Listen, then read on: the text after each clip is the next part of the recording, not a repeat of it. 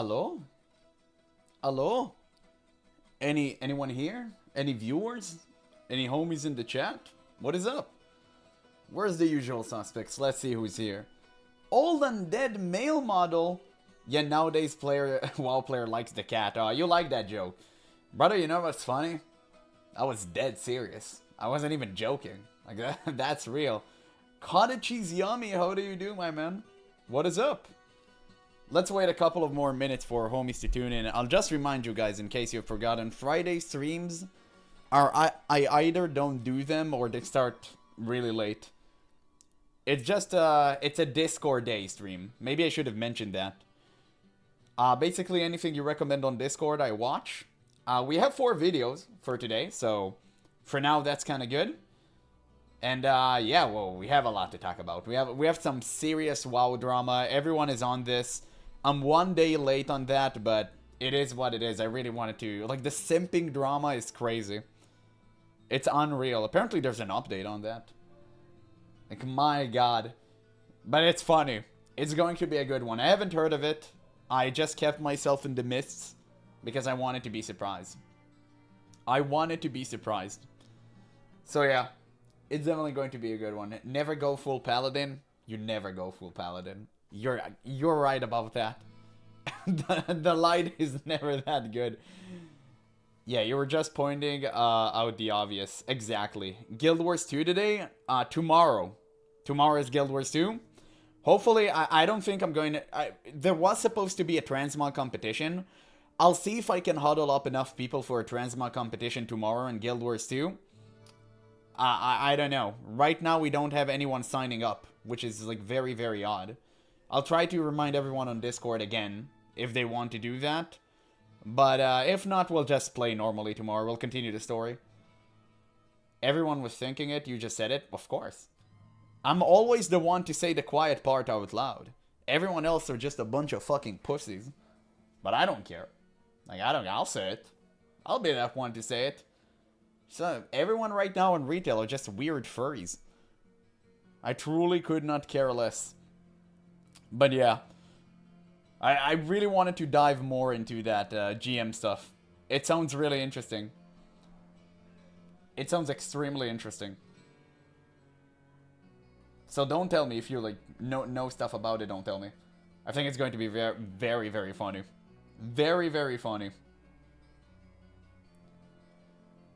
Yeah, I was talking about the transmog competition I saw on Discord yesterday. Yeah, I hope we can make it.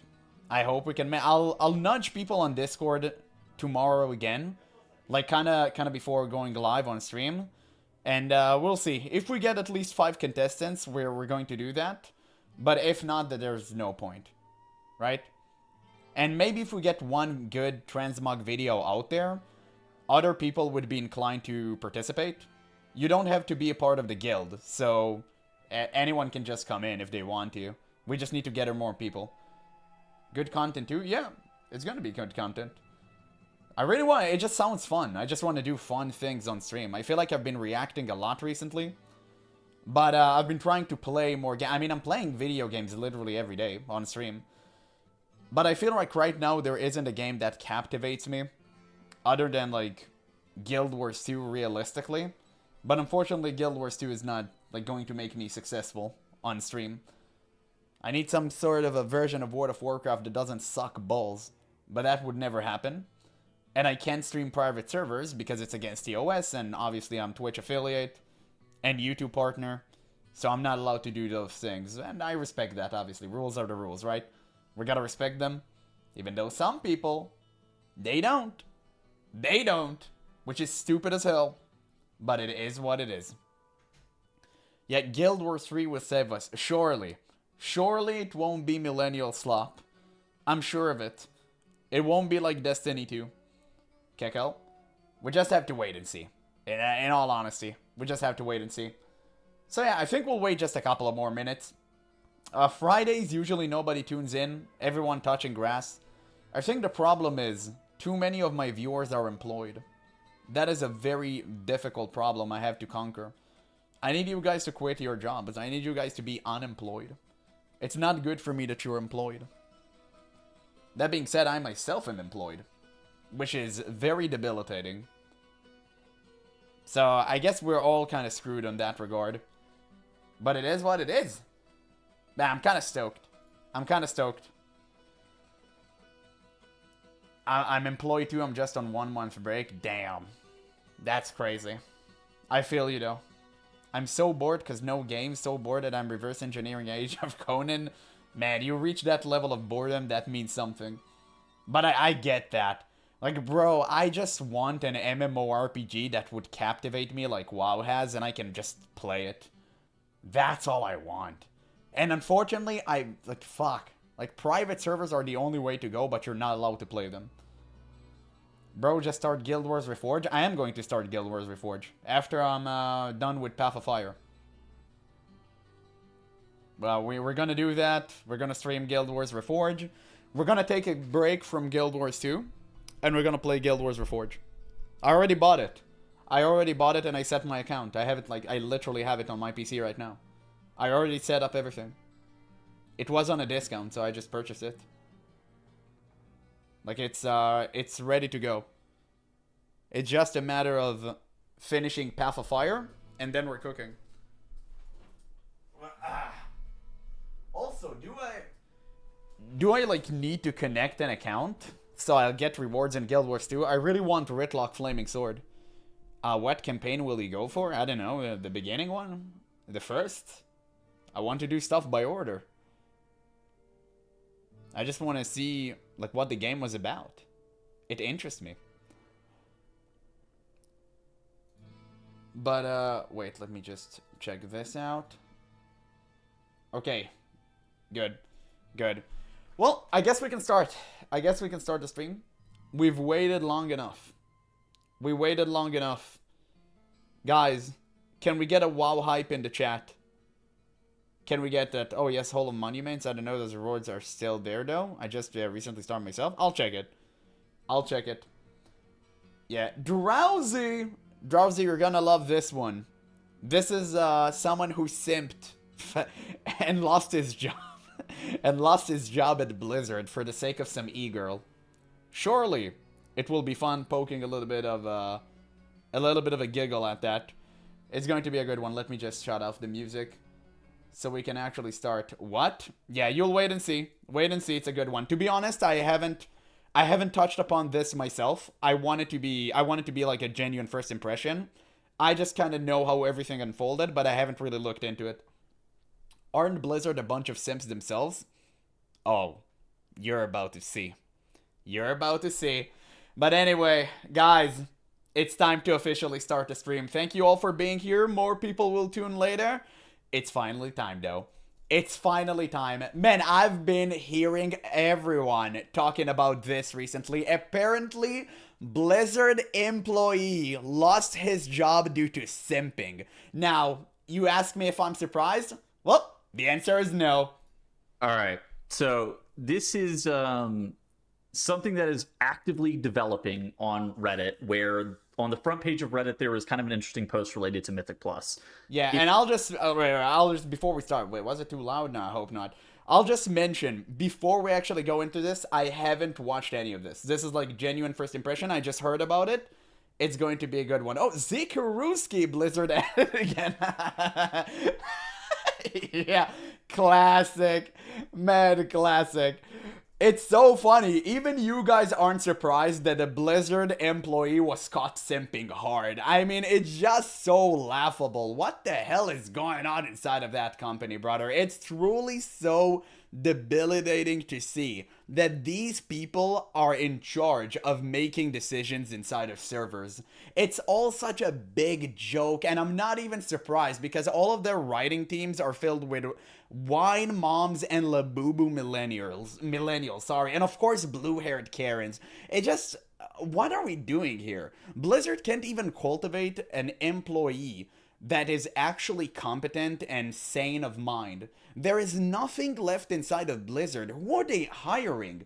All of these weird people that don't have any rational judgment capability. So why are we putting them in positions of power? Even though a Blizzard GM is equal to AI slop, it's still, it has like a GM has some modicum of influence. So I think Blizzard really need to start waking up, and Microsoft really needs to start burning down the house. They need to clean out every single person who is useless individual inside of the company, meaning 99% of people, including Holly Longdale. All right. So this is something that is actively developing on Reddit, where on the front page of Reddit, there was kind of an interesting post related to Mythic Plus. It's titled Blizzard GM Death Touching Mobs in Plus 23 for their favorite streamer log linked. To preface this, I have no idea if the title was accurate about their favorite streamer, but I did check the VODs and she was in fact not streaming when this run happened. Also, I'm pretty sure that the GM was in the dungeon the entire time, just watching and waiting. So there I was, perusing some Mythic Plus logs while I was at work today and stumbled upon this curious one. A miraculous key, no right to be timed, so far behind, and yet they pull it out of nowhere for the win. Guess my surprise when I couldn't Deus Ex Machina. Figure out how Or in something this died case, so quickly. Simp Ex Machina. And I dug a little bit deeper, and a GM death touched the mob. I waited all day to post this, hoping that Blizzard would come out in front of it, but here we are, another Mythic Plus season tainted by cheating or incorrect title recipients. Can't say I'm surprised, but this one is a little bit more egregious than forgetting to shut off title at the end of the season. So this one, basically what's being alleged here is that a GM has gone into a dungeon and death touched mobs to allow players to be able to time a 23. And whenever you click on the log, you are redirected to a lingering image in a Nexus Point Zenith 23, a dungeon that was timed. Why did they log it? Why didn't they remove the logs? That's like the interesting question. That's what I don't understand, because not everything is logged. Someone did that on purpose, right? Unless I'm misunderstanding something. With 14 seconds to spare, you scroll down Just skip it on the down the low. lingering image from the damage taken sources, and there it is an ability called Area Death Test that was casted by a member. Whenever you actually go and look at the people in the party, this was an ability that was casted by Hey, who said Blizzard employees don't play their own game? somebody that was not in the party. Clearly false statement. Dejio Sai. And you go and click on Area Death Test, or you can actually maybe even look. He should have called this ability the Rainbow Slam, and Blizzard would immediately absolve them of all sin. Not only he wouldn't have been kicked out of Blizzard, he would have been promoted. Up the ability, it's sourced as ability 265. We can actually pull this up. Area Death Test, you see it's 265 as well. Kill all enemies within a 30-yard radius. Cheater. You can scroll down to the comments. And, It even says so in the ability. It's basically an ability that's been in the game for a very long time. It does seem like it's available as a GM ability. So the premise of this Reddit post is kind of interesting because it's being implied that people are cheating. At first, whenever I first saw this log, I thought that there was a chance that you can go through and actually edit files. You can edit log files, and somebody could potentially uploaded it and then wrote this Reddit post for malicious reasons.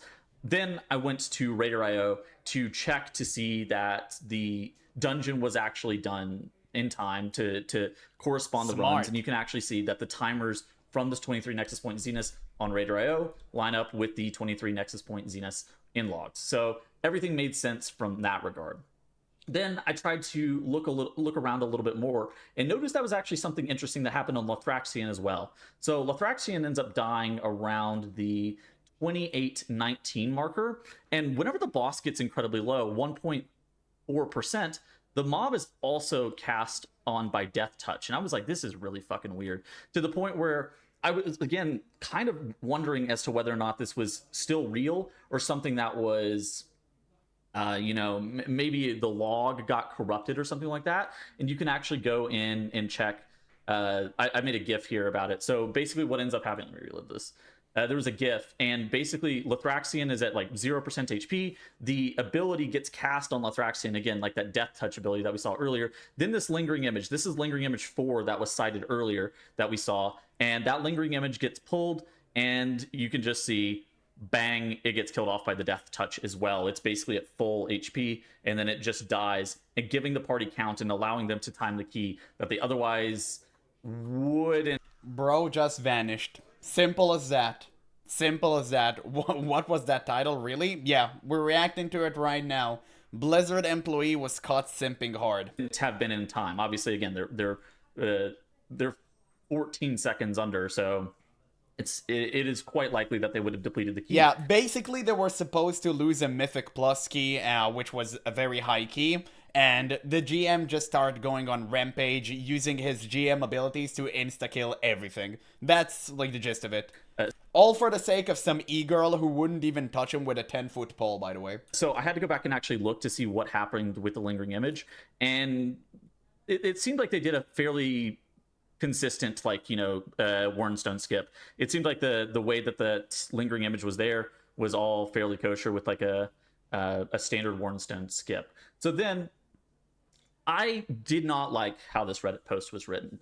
I think that the assertion that a GM is doing this for their favorite streamer seems a little bit unlikely. We've seen some pretty weird exploits in the past where I remember like World First Gallywix was taken down with help from like a Lua unlocker and GM abilities to where it would one-shot bosses. I know there's been weird shit with Torghast powers, but this one's a little bit different because this actually cites a sixth person in the group. But what's being claimed here is that there's a Blizzard GM that's death-touching mobs inside of this person's group, which for me, that seems absolutely absurd. Also, the stuff in regards to the streamer in question is actually Yara, Schizophene here. She was, I checked through the Twitch VODs, and she actually was not streaming this, because that was actually one of the first things I went to go check. To see if she was streaming. Okay. And there was... Should we check her Twitter account? Should we do that? Do you guys want to do that? Let's see why bro tore his entire career apart for the sake of like who. I think that would be interesting. Maybe we'll wait after the video. No recorded runs of this. It would have been something that would have been... Go ahead. We'll wait until the end of the video. Through, try to see if any of the other runs were... It wasn't for a girl, then for who? Or streamed by anybody else. It didn't look like Yeezus was streaming this either on his Twitch page. And so, I clicked through the logs from this guy, and I could not find any other times where this happened, where it's mini guy, it seems like this is the tank. This seems to have not happened to him ever before. Now, so then there's kind of the weird allegations where his buddy asked him, the GM is death touching mobs. Man, that's even worse. Their favorite you streamer. did it for a guy. Now there are multiple streamers that are in this group. There's Shameless. Jesus. He is 4,300. He's one of the best Devour Demon Hunters in the world, and there's... Yeah, that obviously not the first time they abused that power. Of course not. He was just stupid enough to not keep it on the down low. Everyone knows that Blizzard are doing something like this. Like, it's not... Listen, if this surprises you, I'm sorry, but you've been living under a rock your entire life. Like, this is not least bit surprising. Everyone knows that this happens. Everyone knows, like, GMs that stole loot and all of that stuff. The problem is that it went public. I don't know, for some whatever reason, they published the logs. I think they can choose not to do that. So I don't know what kind of happened there. And that's the major problem here. It shouldn't have happened. Someone slipped up. Dara, she plays a DK and an Augmentation Evoker, also a fairly popular streamer on NA. And so the allegations of this being a GM helping out their favorite streamer seemed a little bit suspicious until, of course, somebody found some tweets. So first off, people started looking to try to figure out who was this GM. Is this actually a GM, or is this somebody using a Lua unlocker, very similar to what we have seen with the Gallywix kill, where that was just people exploiting the game and completely breaking the game and being able to kill that boss. So people started typing in Dejio Sai into Raider.io, and it seems like it couldn't, it didn't populate any results that really were super meaningful. I think that there was like maybe some characters, but it was like nobody could actually figure out whether or not this was related to this person or not. This could actually be just some random person. This doesn't have to necessarily be a GM. This doesn't necessarily have to be a Blizzard employee. That was until a Twitter... But how did he use that ability? I mean, unless it's like a bug that just shows there out of nowhere, but I don't think so. Account came up, which is Dejio DJ. And he is a senior quality analyst who works on Warcraft. And I think he has moved to the Warcraft team and been working here for about 50 days. And interestingly enough, he is also somebody who Yara tweeted at him. He was caught red-handed. Oh, dude. Oh my god, bro. Holy no actual way. That is so obvious. He was caught. He was caught. No, dude, he didn't do it for a friend. He did it for her. He did it for her. Yeah, no, you can tell. You can tell she commented happy birthday on his Twitter account. And he got so excited in his mind, he imagined them getting married and having children. I bet he imagined all of this. It's like whenever you're so socially devoided person, and like you are a socially devoided person, and all you have is parasocial relationships online, and the cute cashier at the store smiles at you, and you immediately want to marry her. It's the same thing. It happened here. And here it's like one step further because she actually commented and told him happy birthday. So he would die for her. Yeah, I can tell. I can tell. Huyara is the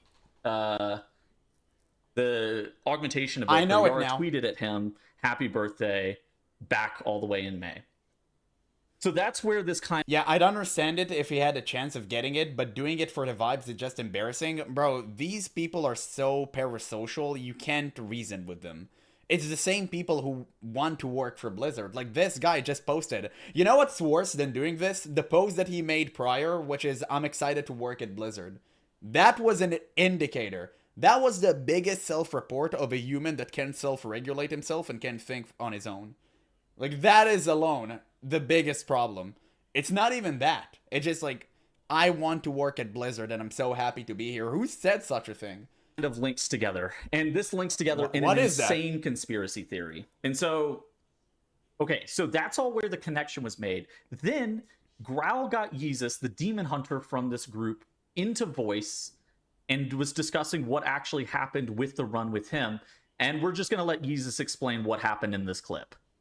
Okay, but no, listen. Let me explain it to you. You say your piece. We're doing the key. Okay, this is the guy. We killed the last boss, and I'm like, Hold. oh my god, we're missing percent. Like, how? This route looked fine. And I'm thinking, I'm like, oh my god, he probably forgot the Arcanist on pull 1. Bro, I have to do this shit again. And then I'm like, I go to my GM friend, I'm like, bro, please, can you do me a solid and just, like, look, this thing has 20 mil, bro. Can you please just one shot? Bro, there ain't no way. Ain't no way the GM risked his entire relationship with Blizzard for the sake of some bozo with a cat and a waffle on his head. If you think this is real, you're stupid as hell. He did it for the Eagle. 100%. Also, like, why are you guys so bad at the game and you want a GM to save you? Just get good. What the hell? Isn't that like the entire point of high keys? What is that garbage? Like, if you cheated, what is the point? It defeats the purpose because high keys are useless anyway. You get your entire gear by 10 plus, right? So what are we doing here? It's literally like winning a race in the Olympics by shooting every other racer. It's stupid. One time for the one time. Bro, Look, I meant no harm. Guy's a If booster? Then Blizzard ban him. wants to Permaban him. revoke that I don't key care. or revoke my title. Also, he literally admitted this on stream, bro. Permaban him. Literally permaban him. Like, what are we even talking about here? Whatever they see fit, I don't care. Like, personally, I think it was harmless. I didn't expect him to, like, do How it. it was harmless? In hindsight, How is cheating in a video game harmless? What are you talking about? Who are these weirdos? All of that, man, retail is constituted from people like that. It's so dumb. I hate cheaters more than anything, bro. I've been playing Counter-Strike for the better part of my life, okay? I've been living for 28 years now. Imagine, I'm old and bald. It's crazy, right? The wig is still holding on, thankfully. But it made me hate cheaters on a level you guys would never understand. It's unprecedented. This guy should be banned. Immediately permabanned. Yeah, cheating is top tier cringe. Exactly. And bro, this guy is like above the age of 18, I assume, right? So if you're cheating as like an idiot kid, I get that. You know, I had my fair share back in the day too. I'm not going to lie. I was stupid ass kid and I deserve to be permabanned out of every single platform. If you're doing this as an adult, you're a bozo. Top tier buffoon. said he shouldn't have Top done tier. it. He All was right. just like doing me a solid because I fucking hate homework keys. I hate Brazil keys. I'm like, bro, My tank fucking up 1. So don't do it. Show Blizzard that it's garbage. I've been pushing against Mythic Plus for the better part of the last year, and I'm good. Like, don't do it. Just literally don't. It's trash. It's garbage. Everyone knows it's just homework and it's not fun. But Blizzard keep doing that because people like you never complain. And now you eat the slop that Blizzard delivers right at your doorstep, and you're like, I don't want to do it. Let my homie risk his entire livelihood for me. What a dumbass. Well, Holy shit, that's so another 30 stupid. minutes of my life. Like, I'll do My it. God. I don't care. I'll do it. This is the information that I have come across so far and just how I understand it. Now, for my thoughts, if this is true and not a setup, Yeah, I don't know if it's the cat head or the guy in the call. Regardless, just ban him. I don't care.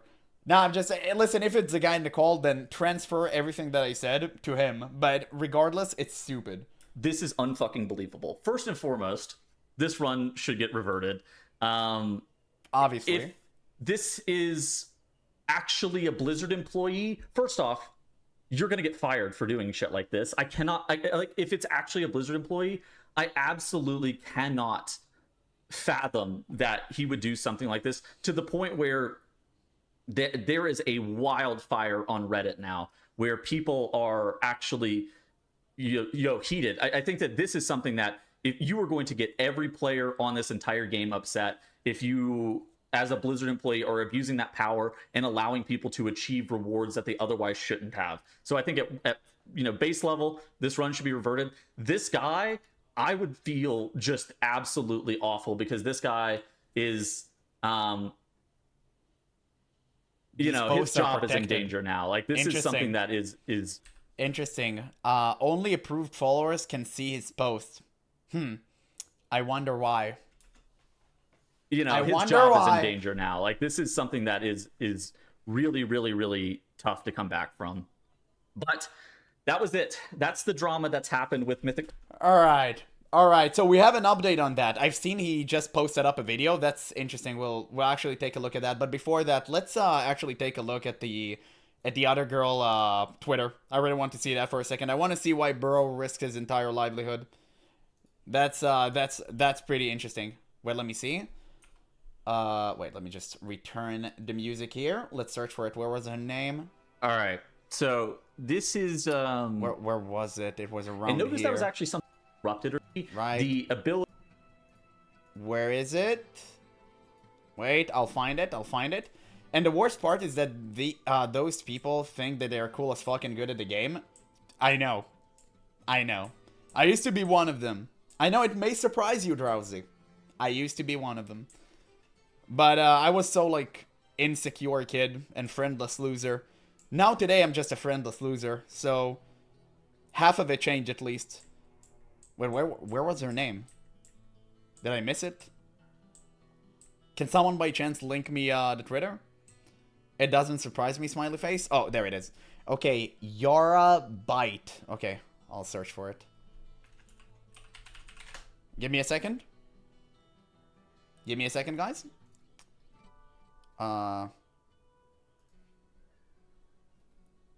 Just checking.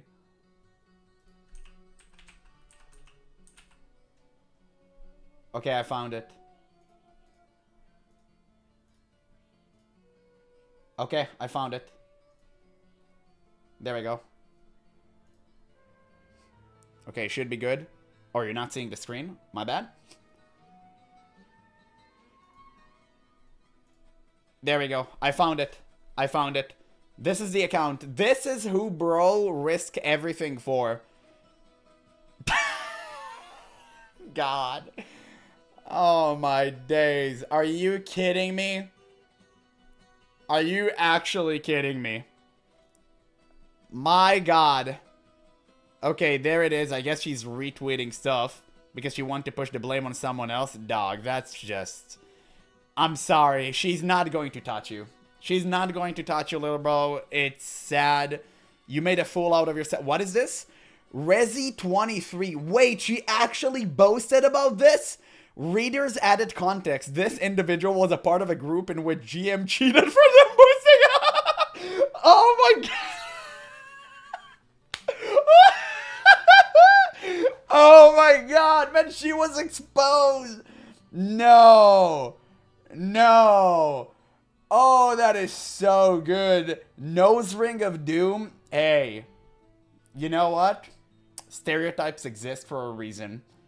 My days. Okay, this is actually good. I think she's speaking about a different run here, but who knows? Who knows? My god. Dude, you gotta love World of Warcraft. You truly gotta love World of Warcraft. Truly a banger of a game. Just come here, have fun, guys. It's such a really great video game. I truly enjoy that. Okay, let's see what do we have here. This is the sequel. Community notes on Twitter that weren't correct. A lot of people just making some really strong conclusions. She kind of bad though, brother. Don't fall for the makeup. It's fine. You take her first date for a swimming pool. You'll see some gorlocks coming out of that. I don't think have much merit, but we'll talk about everything that's happened over the last, it's maybe not 48, it's probably like 36 hours or so. So, first and foremost, the next thing that happened Fell was for the after nose that ring Reddit like thread Frodo. blew up, Kyvax, who is a community manager, said, "Thank you for all those who flagged this. We are reviewing and will take action as appropriate. A fair competitive playing field is essential to our games, and we will not tolerate cheating." Which is a little bit surprising. I'm going to be completely honest. Mostly because this is one of those things that it got so big so quickly that Blizzard was effectively forced to respond. And in regards to somebody in the game, a game master, killing mobs on behalf of other people, that is just going to almost transcend World of Warcraft in a way, right? I saw there was like a Dextero article. It went into pretty much... Nobody cares. Nobody cares about anyone inside of the World of Warcraft sphere, none except WoW players and people like me who are ex-WoW retail players who want just to laugh at Blizzard. Nobody cares. It will never transcend beyond that, and I know because Blizzard has done things that are quite literally 10 times worse, and all they got is $18 million fine, which is literally a slap on the wrist for them.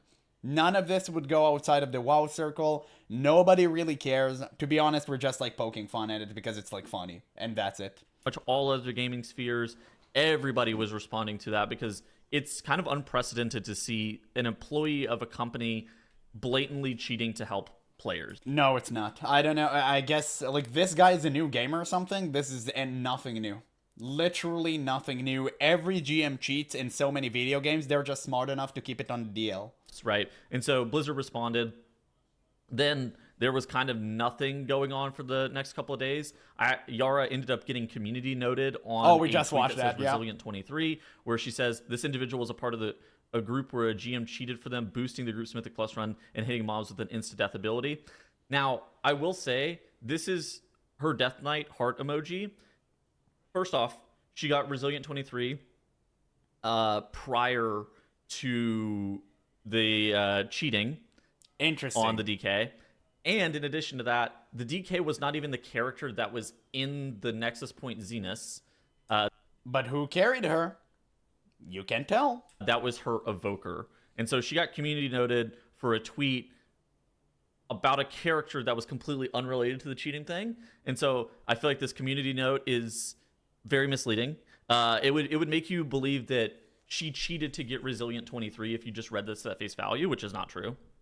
Then somebody who... No, but once you cheat, it's usually a good indicator to previous times you cheated. Or maybe you've been boosted or any, sort of non-genuine run. So it is a red flag. We're not outright saying, oh, she cheated, she was boosted, but it is a great indicator because it may just be a pattern. Who has a lot of free time, created a website, and Claude.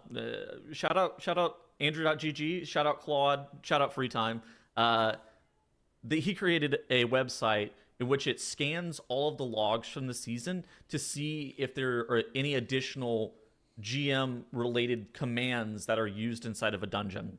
Where, as it currently stands, there's only one run that has GM commands used inside of it. And, of course, it is the Nexus Point Zenith in question that we know of, right? Where... this Nexus Point Zenith, it had the area death test in it. This one was flagged by this website. Yeah, okay, we'll skip a bit of that. Let's see if there's And the post. another post 19 hours ago. And he says, as we mentioned, we internally monitored and confirmed a recent incident in which a World of Warcraft group gained an unfair advantage by abuse of access to developmental-only spells on a live realm. Our tools confirmed what was also surfaced in community discussions, and we have investigated the incident carefully. We can confirm that this was an action of a single Blizzard employee in violation.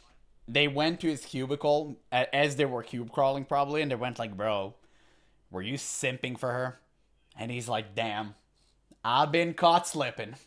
And they were like, damn, good job, dude. But since you've been caught, we kind of have to let you go. But hope you get that one, Chief. And of course, he wouldn't. He would never. She will stop caring about him the moment he will stop working at Blizzard. Violation of our code of conduct. This employee is no longer with the company effective immediately. We are also taking actions against the player accounts that were complicit in this violation. Finally. It has always been the case that a small number of Blizzard employees can use developer tools and spells on live servers. This lets us test and make urgent fixes to the live game whenever they're needed. Every single use of these internal spells and commands is live realms is logged and shared with our platform security team to help ensure the occasional use of this access is warranted. The use of developmental tools for anything other than development work is against company policy. It's because of this process that we have in place around the use of these tools that we're confident that this incident was isolated to one individual. Now, this doesn't necessarily say that this was isolated to one incident. But it isolated to one individual, referring to the employee in question who is no longer going to be working at the company. So it may not have been his first time. I think that this post is actually quite telling. First and foremost, what do you mean it's quite telling? He literally said we fired the dude because he was using the shit. What do you mean quite telling? Okay, I think we got most of it. It's probably gonna just speak about it more. I should have maybe found a post myself, to be honest. I don't want to dig through Blizzard forums. They're all super cringe. Let's see if there's anything interesting here. No, I think that's probably it. Well, guys, that was pretty much all for this part. It's just so sad. I can't believe that bro sold his future for a girl that doesn't care about him whatsoever. It's so sad to see, but I guess this is reality today. I mean, I couldn't, like, I couldn't, honestly. I don't know what to tell you. It's just so sad. It's just so pathetic to see. Like, this is what's going to happen from now on. Like, Blizzard employees are just going to use their powers to abuse everything inside of the game for personal gain. I mean, I know that has been happening with loot and stuff, but it just to see it like that, in such an overt way, too, it's so cringe. But, hey, you know what? If something good came out of it, I guess at least Blizzard banned him. Well, not only banned him, literally let him go from the company. So, maybe a small W from Blizzard, but I'm pretty sure everyone inside of the company are like, damn, okay, we need to be more careful nowadays. It's not like it's going to disappear. It's just going to disappear from sight. It's so stupid. Just so retarded. I guess it is what it is. Let's see. Oh, Urmatovs! Thank you. Thank you so much for the sticker, chat. How do you do? How do you do? Thank you so much. You don't have to donate, really, though. But thank you so much, man. I appreciate that. Classic. So we have... Oh, shit. Sorry. We have a very interesting video now. Guys, this is from our boy, Sheldage. Sorry, I can never read your name right. It was recommended. I really want to watch it. It's going to be very interesting, I'm sure. I'm sure it's going to be very, very good. You know why? Because this video was suppressed and deleted. He uploaded it. It got like 700 views. And then he re-uploaded it. And this time he had a banger of a title. So maybe YouTube just looked at that and went like, damn, this guy is against Blizzard. We don't want him here. And now he just, I don't know, changed his format. And it absolutely blew up. So I'm so happy for him. Classic Plus is doomed. But Unless let's check this. Blizzard does one thing. And I'd bet good money that they won't do it. If you've been following Classic at all, you already know where this is going. Because we've been here before. We have been here for all of Classic. We were here for Season of Mastery and Season of Discovery. So let's talk about why Classic Plus is heading down the exact same road. And the one thing that could actually stop it. Yeah, Let's Blizzard start with the track record. Because, as we all know, it's really bad. It started with Burning Crusade Classic. It's so cringe whenever they make a video like this. Oh, look, we're sitting at the table discussing ideas. Like, just stop, please. Just make the game good. Like, why all that Blizzard can do is performative acts of us appearing to do something inside of the game, when in reality, it's the complete opposite. Is that all they're capable of doing? Like, can't you just make the game good and be quiet about it? It's also performative, and that's why I'm telling you, Blizzard supporting DEI, woke, slop, and all of that garbage, it's fake. It's simply fake. They don't care. All they care about is virtue signaling and how they look. It seeps into their gameplay, it seeps into the lore of Warcraft, it seeps into every single nook and cranny inside of that horrible company. My god, how people still pay for retail is beyond me. Like, there is no hope. How many sessions like this we had and nothing changed? How many times Blizzard told us we understand the player frustrations and yet nothing was done about it? Just think about it for a second. You're being swindled in broad daylight. That's when Blizzard introduced the first paid boost, level 58. Slap a mount on top of it.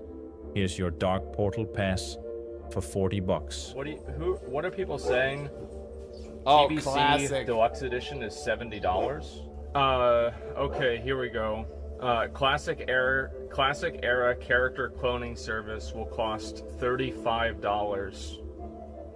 Dark Portal Pass Free money. and character boost price is $40.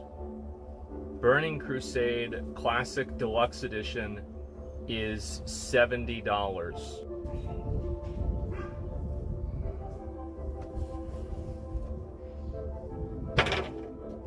A lot of people pushed back on it at the time, and for good reason. Man, I wish old Asmongold would be back, but you know what? I actually drew a ton of inspiration from him, and that's why I started recently making these videos of me just ranting inside of my room, and they've been doing great. Like, I'm glad on that. I need to make one tomorrow. I still need to choose between various topics I have that won't get me at least instantly banned, because, you know, I tend to get into the profanity section a lot more often whenever I talk about Blizzard.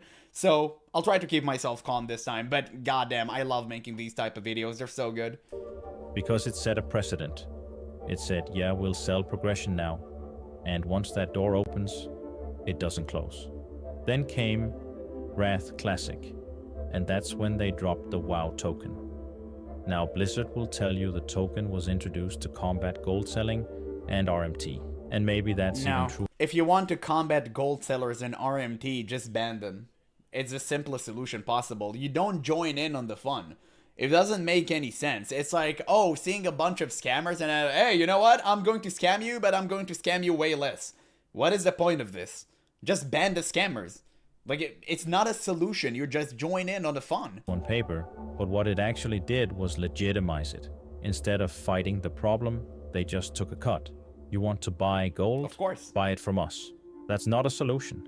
That's Blizzard becoming the problem. Then, Season of Mastery. Fresh start, harder bosses, removed world buffs from raids. Sounds good on paper. In practice, nobody wanted it. People had just finished grinding through the entirety of Vanilla Classic. They were burned out, asking them to do it all again, but harder with nothing actually new. The servers were ghost towns within months. And then, Season of Discovery. What, you don't want to play the same game for the third time? What, are you stupid? What, are you nuts? Of course you're gonna play it. Look, I'll give credit where it's due. Karashan Crypts was a brilliant dungeon. The Scarlet Enclave raid was genuinely great content. When the SOD team got it right, they showed exactly what Classic Plus could look like. The problem is everything surrounding it. The rune system felt completely out of place. Slotting abilities onto your gear, clunky, weird, nothing like how Classic is supposed to feel. Mages healing, rogues tanking, a one-shot PvP meta that made Battlegrounds feel like a slot machine.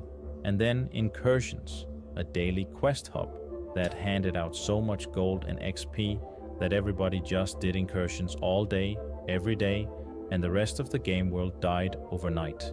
It became retail minus, not Classic Plus. Bad content decisions are one thing, but the worst offenders in the Classic space isn't even the content. They're the stuff happening underneath it that Blizzard either can't or simply Nice just tactic. won't fix. Botting and fly hacking through terrain to pick Black Lotus and rare materials. Man, they really stopped caring, huh?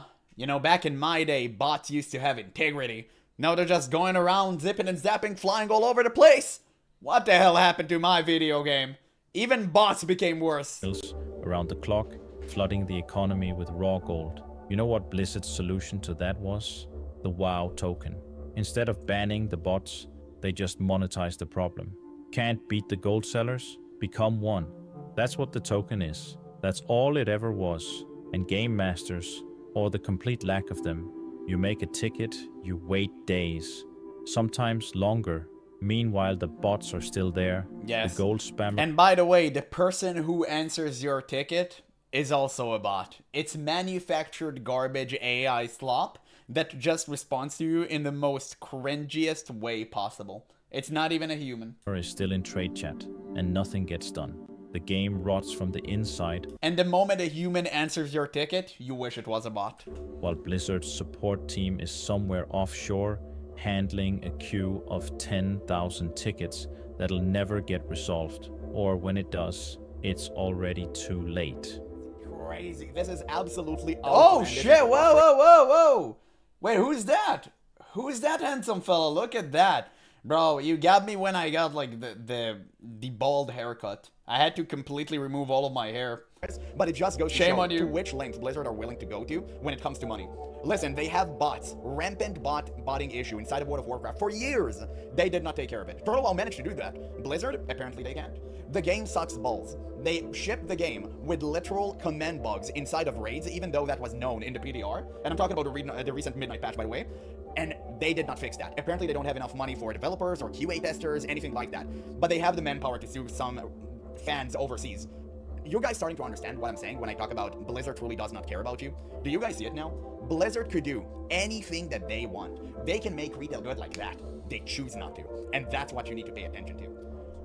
I'ma just let this very attractive brown person spit some facts. Compare that to Turtle I don't WoW. even need to add They actually anything. bragged about their GM response times being Just kidding. Mildly attractive. around Just kidding. You may not hurl when you see him. 90 seconds. If you reported Maybe. someone, a GM was there in I was in the process of replacing wigs. Guys, relax. It's fine. My wig is now, it's okay. I had it delivered. It's fine. It's staying up there. 90 seconds. It's not going to go Gold away spammer again. in trade chat, gone. Someone doing something that's breaking the economy, dealt with immediately, not in 6 months when it's already too late to fix the damage. They had people actively watching the economy, watching the server, making sure that when something got out of hand, it was handled fast. That's not some impossible standard. That's what a team that actually gives a shit looks like.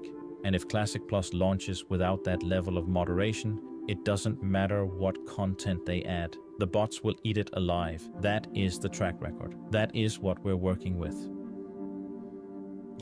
It's happening. In Reaction vanilla, to your own all videos. content stays relevant. The world stays connected. Thunder Fury, I actually a didn't legendary expect that. weapon from Molten Core, is still something people care about when Nax Ramus is the current raid tier. Reputation grinds from earlier phases still matter. That's the feeling. That interconnected living world where every piece of content has a reason to exist throughout the entire lifespan of the game, not just for 2 weeks until the next patch drops and makes it irrelevant. That is what separates Classic from retail, and that is exactly what Blizzard will need to understand for Classic Plus to succeed, because the moment they start making retail-brained decisions about Classic Plus, adding systems that trivialize old content, making the newest zone the only zone that matters, turning it into the same treadmill they already broke retail with, that's when Classic Plus dies. If Classic Plus ends up feeling like you only need to play the newest patch, they've already failed. Doesn't matter how good the new content is. So why does a company that used to make some of the best games on the planet keep doing stuff that anyone on a forum could have told them was a bad idea? Because they're incompetent. The people who actually got this game, who played it, who understood why people loved it, most of them aren't there anymore. What's left is Not most. All of them. Chris Metzen is now being stifled by Holly Longdale. There's nothing you can do about it. Unless you replace Holly, the game would keep sucking balls. There's nothing you can do about it. I really wish that Microsoft would look at Blizzard actively losing them money. And I mean, by losing them money, I mean earning less, because Blizzard is still earning a ton of money. They're earning millions. But they could earn way more if they start hiring competent people. And by competent people, I mean balding dudes. Okay? You hire balding dudes, you fire every single one with a hair length like this, and you hire a bald person instead. Man, after like 6 months, the game is going to skyrocket again. I promise you. People who know how to squeeze money out of a product, you need to do the but hair have test. no idea how to actually build one. Classic Steve Jobs problem. The visionaries leave, the suits stay, and for a while the numbers still look fine. Then they don't. If you were a product person at IBM or Xerox. So let's say you make a better copier or computer. So what? It won't matter, because when you have a monopoly market share, the company's not any more successful. So the people that can make the company more successful are the sales and marketing people. And they end up running the companies, and the product people get driven out of the decision-making forums. Wow. And the companies forget what it means to make great products. Sort of the product sensibility and the product genius that brought them to that monopolistic position gets rotted out by people running these companies who have no conception of a good product versus a bad product. They have no conception of the craftsmanship that's required to take a good idea and turn it into a good product. And they really have no feeling, usually in their hearts, about wanting to really help the customers. It's so crazy that this interview, I remember this is from like an interview, I think was made like what, over 2 decades ago or something like that. Sorry, I don't know the exact timing of that. And it's so true to this day. It's so true. Blizzard finance guys have been starting to get more and more involved in development like issues and just process. And that's why the game the way that it is. Because Blizzard right now, they don't look at, oh, we need to make X amount of players happy. Now they look at it as we need to make X amount of money by milking certain players. They don't care. It can be one player. For all Blizzard cares, they can have one player inside of the game that pays for like 1,000, and they will be fine with it. They'll just cater to him. And that's why retail looks the way that it does. Because they don't care about sub numbers anymore. They care about capita per person. And every time something blows up, it's the same line. We've learned so much. We hear you. There then it the is. next patch drops and it's the same garbage again.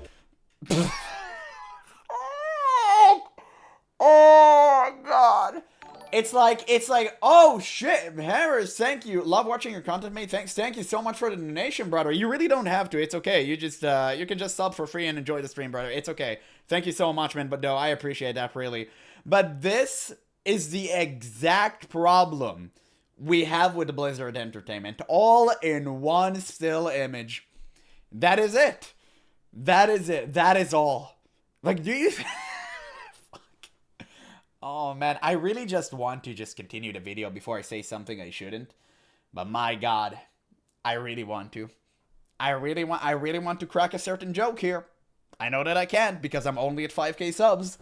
But once I reach there, boys, once I reach that tippy top where you can say stuff, I'll have a field day with Blizzard. I promise you that. They haven't learned anything because the company doesn't actually answer to players. It answers to a quarterly earnings call. Yeah, I guess the line at But here's the Starbucks thing. next to Blizzard headquarters After is really long. everything I just said, after all of that, we're still the ones paying for it. Every Me? single time. Hey yo, don't point your finger at me, boy. I haven't paying Blizzard for it. Well, to be fair, I did kind of pay Blizzard for Midnight because I was rage baited into purchasing the expansion.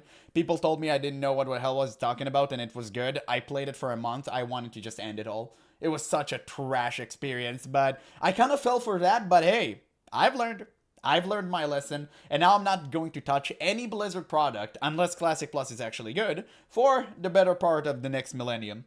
Think about it like this. Imagine you've got a favorite restaurant. One week the waiter brings your food out and it's a little burnt. Annoying, but you eat it, you pay, and you come back next week. Next time it's worse. Maybe he spits in your What food. the hell? You complain, but you eat it. Oh my god, wow. I made good money, but $10 is too rich for my Eastern Europeans. Half this. Oh man, Eastern European. I have so many Eastern European viewers. I guess a lot of you guys really love World of Warcraft, but thank you so much for the donation. Really, the good thing about YouTube is that you can just sub for free. You don't have to donate, but I truly appreciate that so much, guys. Anyway, and you pay for it anyway. Just sub for And free, as it's always, okay. you show up again the next day. At this point, he just wants to know how much he can get away with. So this time, he walks over, drops his pants, and takes a shit on your plate. Classic. Serves it to you with a smile. You complain and tell everyone how This episode was what made me want to play World of Warcraft, by the way. I watched this because I was an avid South Park enjoyer. I literally watched everything until a certain season because I think they're still going on and I kind of just stopped watching TV at some point. I used to watch South Park every single day.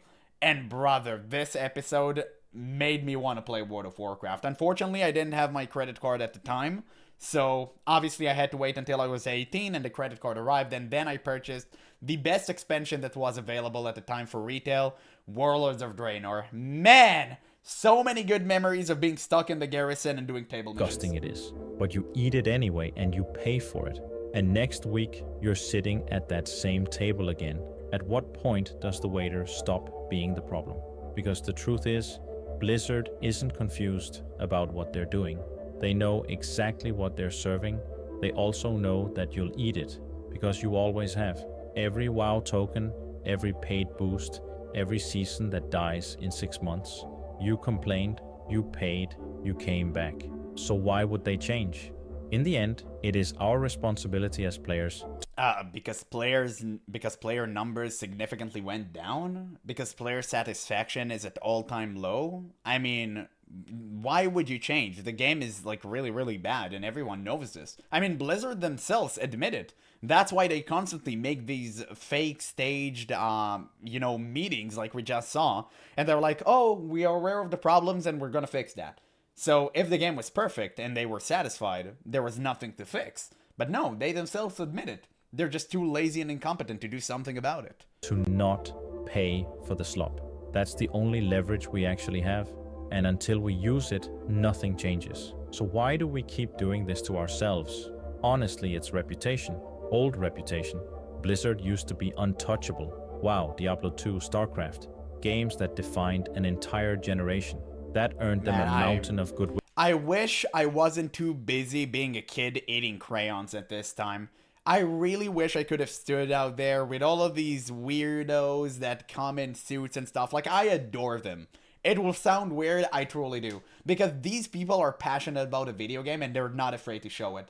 I love every single bit of it, but I just wasn't around at the time. It's so unfortunate, and I will never experience it again because physical copies are officially about to die. And we've been living off the fumes of that goodwill for over a decade. But that company is gone. The people who earned that name don't work there anymore. What's wearing the logo Classic. To be kind of fair, this picture is from Hearthstone, which is like more family friendly, but still, he's right about that. now hasn't earned a damn thing from Oh us. yeah, And we the need to fruit. stop treating it like it has. Stop paying for the name. Start paying attention to what's actually on the plate. And right now, what's on the plate is shit. So what actually fixes I love this picture so because much. complaining is the easy part. Man. Take Classic Plus out of Blizzard's hands. Or at least Ooh, take the cozy. decisions out of their hands. Nice. So here is what I suggest. 2 options. First option, official community-run servers. Blizzard provides the legal framework, the infrastructure, the protection. The community handles the actual development and content direction. We've already seen They will never do that because that would show how incompetent they are. They will never do it. It's a matter of dignity. You need to understand, Blizzard could easily hire Turtle WoW developers or Ascension developers for that matter tomorrow. They can do that. They have the funds, they have the means, they have the infrastructure, they can easily implement such a thing. They will never do that because they would deem them incompetent in front of the shareholders' eyes. That's why they will never do it. What passionate people can do with a fraction of Blizzard. And by the way, they would quite literally make millions overnight doing this. And they still won't do it. Its resources. Turtle WoW, Project Epoch, Warcraft Reborn. All of them built better versions of Classic Plus than Blizzard has managed in years of trying. Make it official. Let them do it properly. Second option.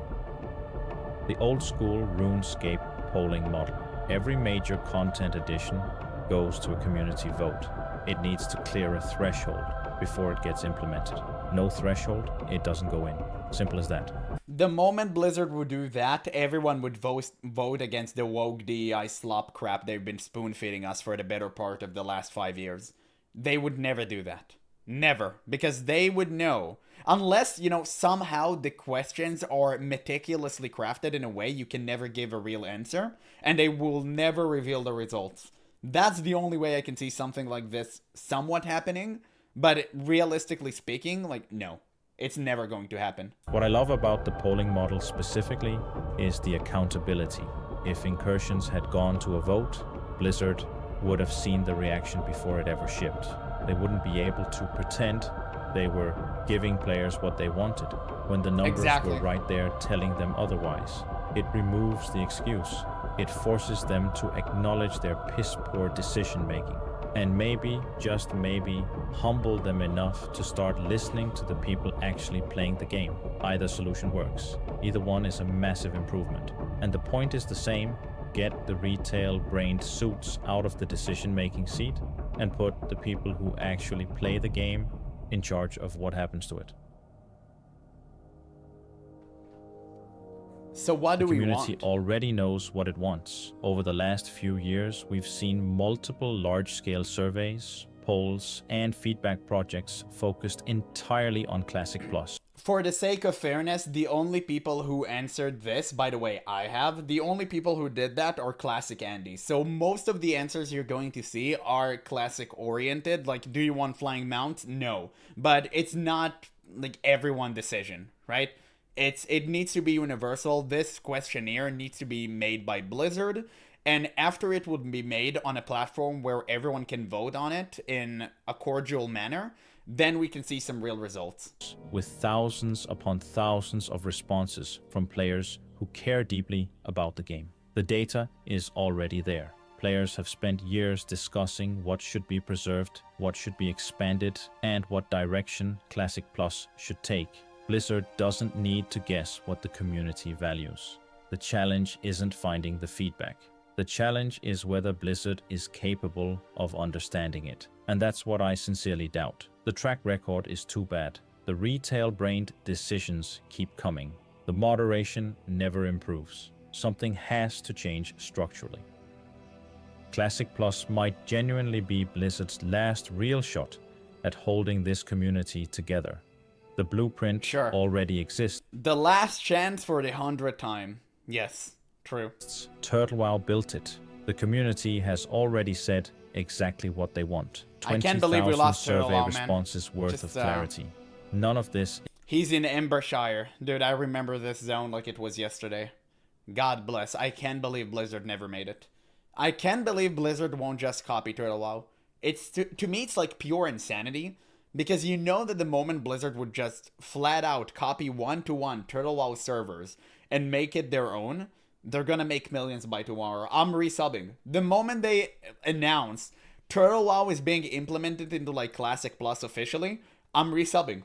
Easy. I won't even have to think about it. I will say thank you, Blizzard, for finally doing something good in your life, and I'll take this. Is a mystery.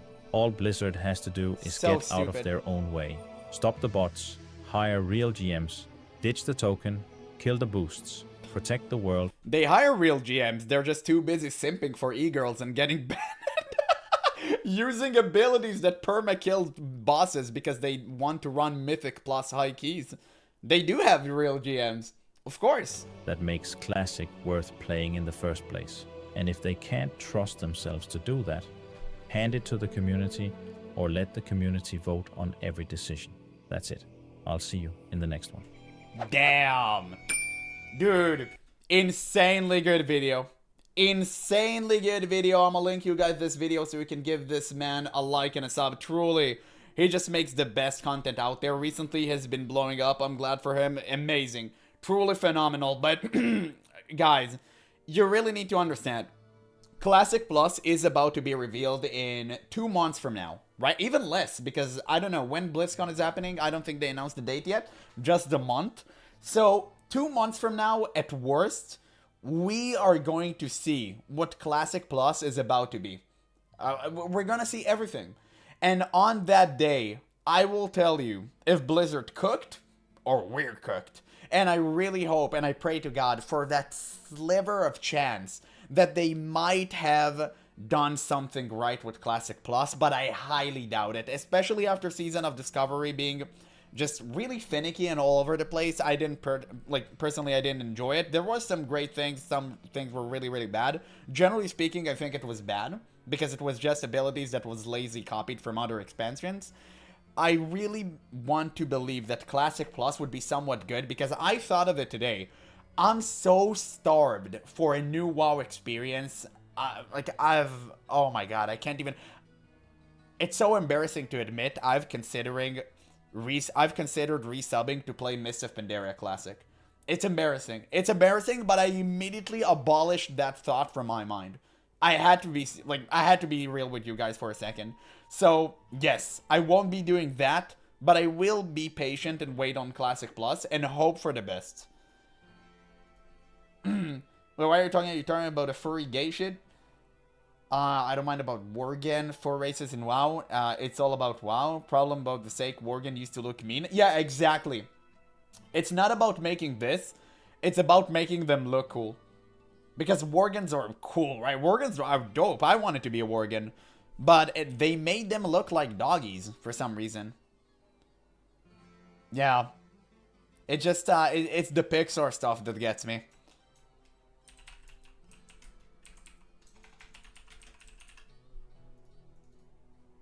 Let's see. Let's see. Okay, guys, we have... Oh, shit. We have a very interesting video. We got World of Warcraft versus FF14.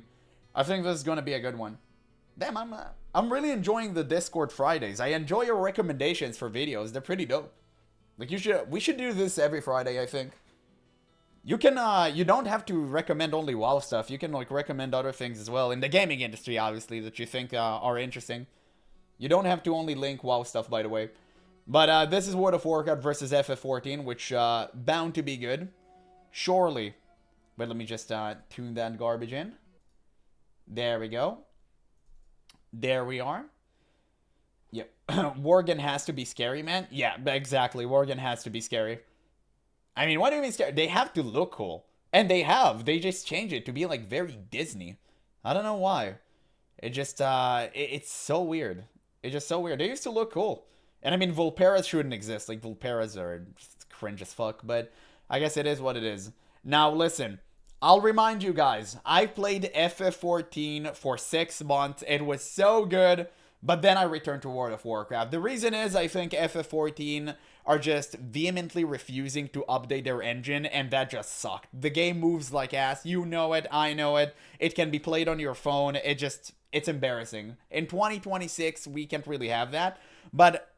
everything other than that, the game is goated, which just frustrates me even more, because I really want to come back and play this game, especially for Evercold, but I just can't. Have you ever wondered to yourself, I want to sit down and give a company hundreds and hundreds of dollars a year to sink thousands of hours into a video game that you can play, doing tedious quests like killing the same enemy 500 times, running back and forth between NPCs, having to try to struggle and read the dialogue because the American education system has failed you, hoping that you might actually find a Discord kitten by any chance, and even getting bullied because you're garbage at a dungeon? I have the 2 perfect MMOs for you, World of Warcraft and Final Fantasy XIV. I love both of these games, baby. Hey, I truly am. Maybe we are one of the same.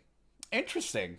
Interesting. We're not so different after all. Having the time of my life playing them. Both Final Fantasy and World of Warcraft are considered to be the most popular games within the MMO genre, so inherently they're always going to kind of be pit against each other as to which game is better and which one should I play right now? Why does my dad not love me? Boys, I don't know, brother. You got to get that checked out. With that being said, there truly is no genuine objective truth as to which game you should play first or which one is objectively better. That's just not the case. No, they're completely different. And that's the only reason why all of these games that are different from World of Warcraft didn't die. Because the moment you try to be World of Warcraft, you perish. Wildstar tried to do it, immediately died. Rift tried to do it, dead on arrival. There's nothing you can do to compete with World of Warcraft because World of Warcraft already took all the players in that niche. So you gotta create something that is completely different or slightly similar. And FF14 is different enough. It is similar. It's the most similar MMO out there to World of Warcraft, but it's still vastly different, which is good. It's a good thing. Final Fantasy 14 and WoW, while It's they definitely are not bad. MMOs and have some similarities, serve as two completely different experiences for the players due to the fact that both game developers have very distinct philosophies on how you actually progress and experience everything inside of the MMO. I'm new to both games. Right now in Final Fantasy 14, I've just reached Heaven's Ward. I've done some primal fights on the hardest difficulty he's really possible new. with level sync. I've been able to do some dungeons, try out different roles, and with World of Warcraft, I leveled up a character from 1 to I believe around 75, doing the Dragonflight. So you only played retail for 2 hours? That's crazy, man. I mean, oh, okay. I mean, I thought he did, like, I thought he had way more experience, but he did play retail, so my condolences. Quest, and I do once understand. Midnight came out, I was able to get a boost to get to 80 and actually play through the Midnight campaign, and now I've hit officially level 90. I can truly start to get into the Mythic Pluses. Poor guy. Oh, my heart truly goes to him. Oh, he doesn't know. Don't tell him. Don't tell I him. haven't made it too far yet, only on Mythic 2, but we're trying to get up there. And I could say immediately off rip, just within the first couple hours of playing these games, they're not even comparable in my mind. There you go. I mean, I told even you. started off with Retail WoW as my first MMO, and at one point when I tried Final Fantasy 14, I actually quit the game because I felt that it didn't really feel enough like Retail WoW, and I was like, what the fuck is this shit? Went in with these expectations. What he's saying in, like, very overt translation from me is the game moves like trash. And he's right about that. World of Warcraft's biggest strength, I think it's the gameplay. Nowadays, at least. Obviously, back in the day, it had a lot of strengths. Nowadays, the game is pretty much devoid of life whatsoever. And the only good thing it has going, it's the incredible gameplay. World of Warcraft is the best tab targeting experience you can ever have inside of an MMORPG. FF14 combat feels like they had a turn-based game turn into like real tab targeting game, and it doesn't work. It's somewhere in between. It's just very clunky. It's very buggy. I remember the first time I tried FF14 with my friend. We were in the free trial, and we thought we lagged. We thought we had like 800 ping because everything you do has half a second delay, and it's just the engine. It's how the game moves. You get used to it eventually, but it's just really, really bad and off-putting. Of how the game should function instead of allowing the game to tell me what type of experience they're trying to provide. Thankfully, I came back and I'm having the time of my life. Not saying one is better, but you gotta approach these games with an open mind and not try to immediately compare the two. It's all about your personal preference. So let's break this down. The best way I could really start and describe this biggest difference is that there's a saying that goes, you can dodge a wrench, you can dodge a ball. What? You've probably heard this before, but Final Fantasy XIV feels more like an RPG MMO as opposed to WoW being an actual MMORPG. With 14, the primary gameplay loop is heavily focused more on the RPG elements rather than the MMO elements. The story is directly tied to almost every single aspect of the game, so in order for you to pretty much reach anywhere, you need to progress through this story. Not only do you have to progress through the story, but everything is meticulously placed, and there is pretty much some sort of importance for almost everything I've experienced so far.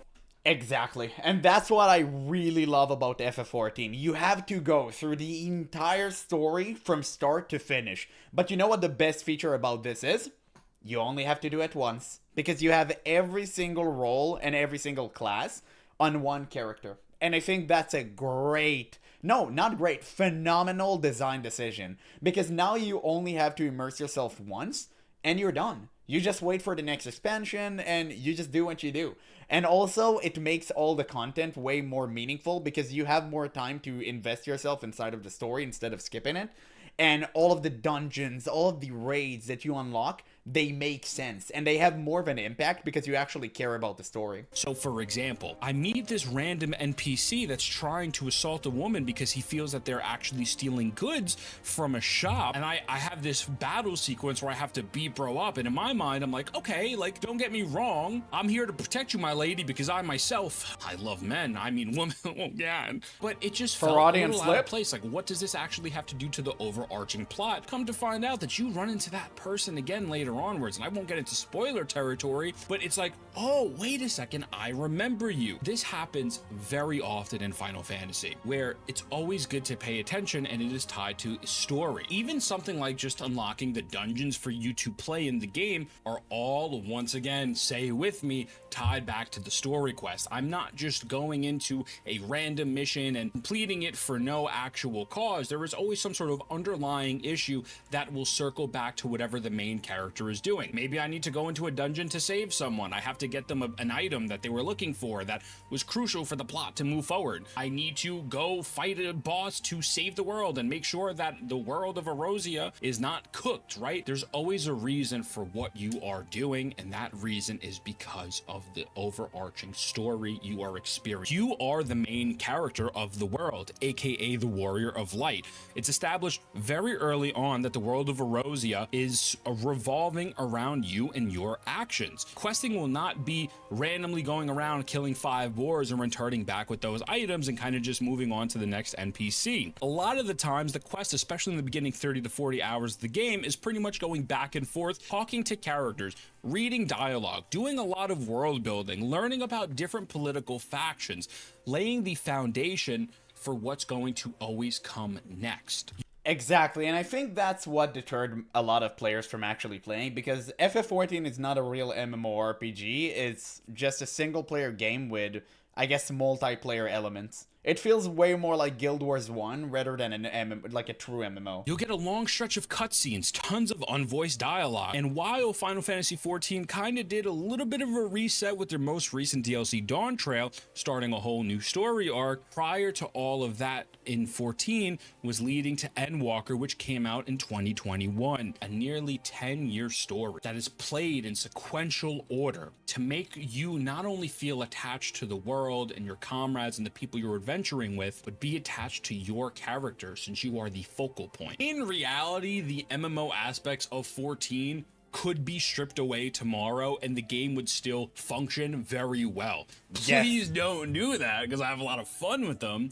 But realistically, a lot of people consider this to be a single player game. I've had friends who've downloaded it recently who have literally only played solo, and anytime they haven't played solo, they had to queue for maybe a dungeon or a 24-man raid because the game forces them to. Other than that, they're not interacting with anyone. The MMO aspects such as raids, multiplayer dungeons, PvP, open areas with tons of people, guild, all come as a second supporting role within the game to the story mode. These are there to enhance the overall experience of playing the mainline story as opposed to being the main focus. World of Warcraft is the complete opposite, brother. In WoW, the main character of the game is the actual world of itself, Azeroth. Your adventure is shaped by how you interact with all the people and the systems that are actually in the world. Everyone's adventure is going to look very different from one another, where 14 is a very linear path. You download 14, go play Base or Realm Reborn, you play Heaven's Ward, Stormblood, Shadowbringer, so on and so forth. It's just a straight line. Now, WoW does have 20 years worth of DLCs that you could actually play, and I'm not saying... But you never will, because you're a new player and you have no idea what the hell you're doing.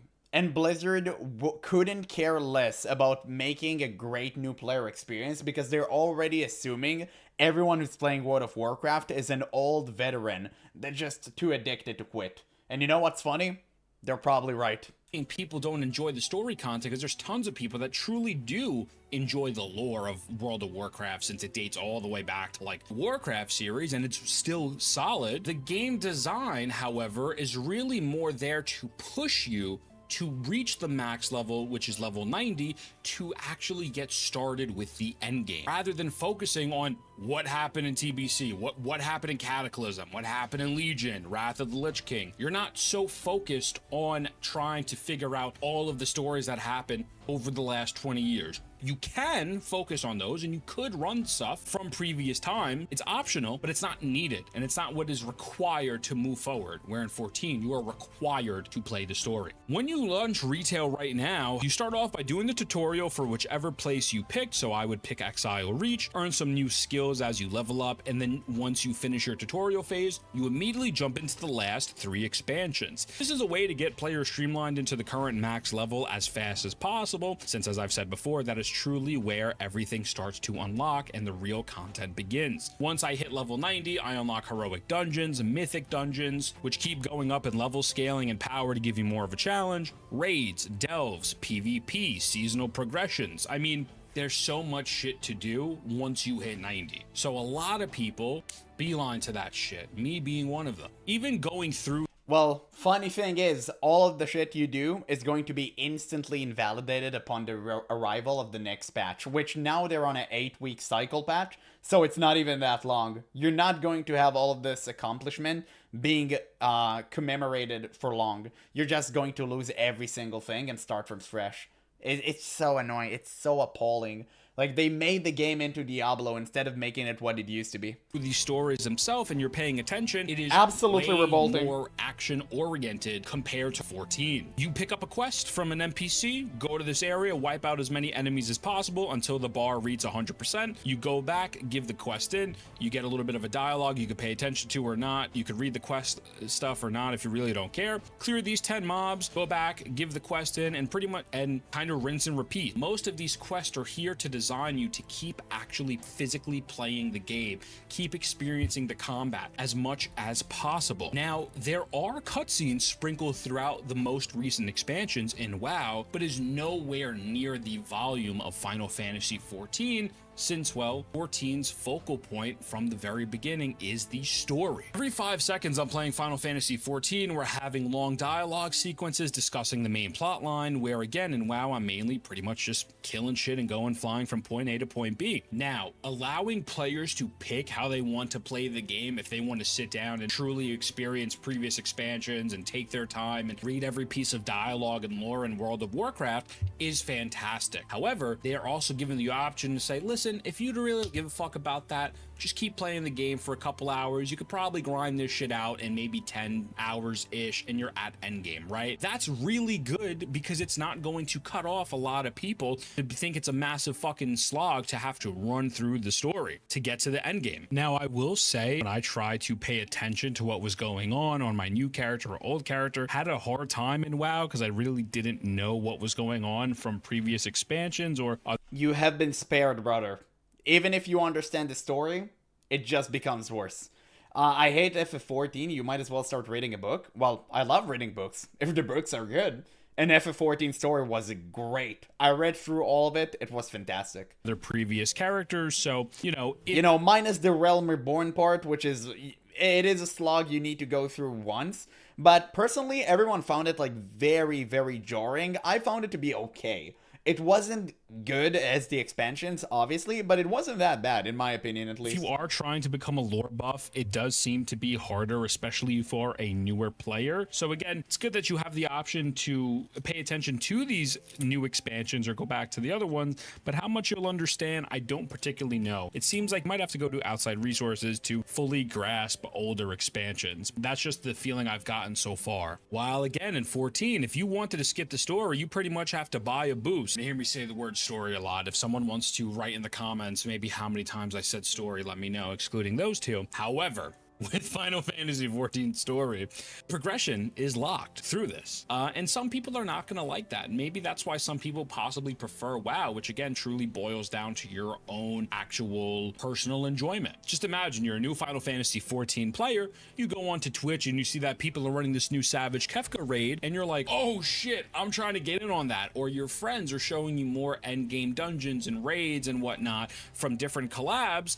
You're like, oh shit, let me download the game right now and figure this shit out. You come to realize that you have hundreds of hours of content to get through before you could even reach that end goal, unless you buy a skip. That might, that's actually a pretty good deterrent for players you don't want inside of your game. Players who just want to reach the end game, reach the quote-unquote fun parts, instead of doing all of the story that leads up to it. It's actually pretty good. I wish World of Warcraft had that. Maybe we'd had a few less Boglamites if Blizzard had the competency to do such a thing. Turn some people off, and I know that turns some people off. Me personally, that should turn me on now.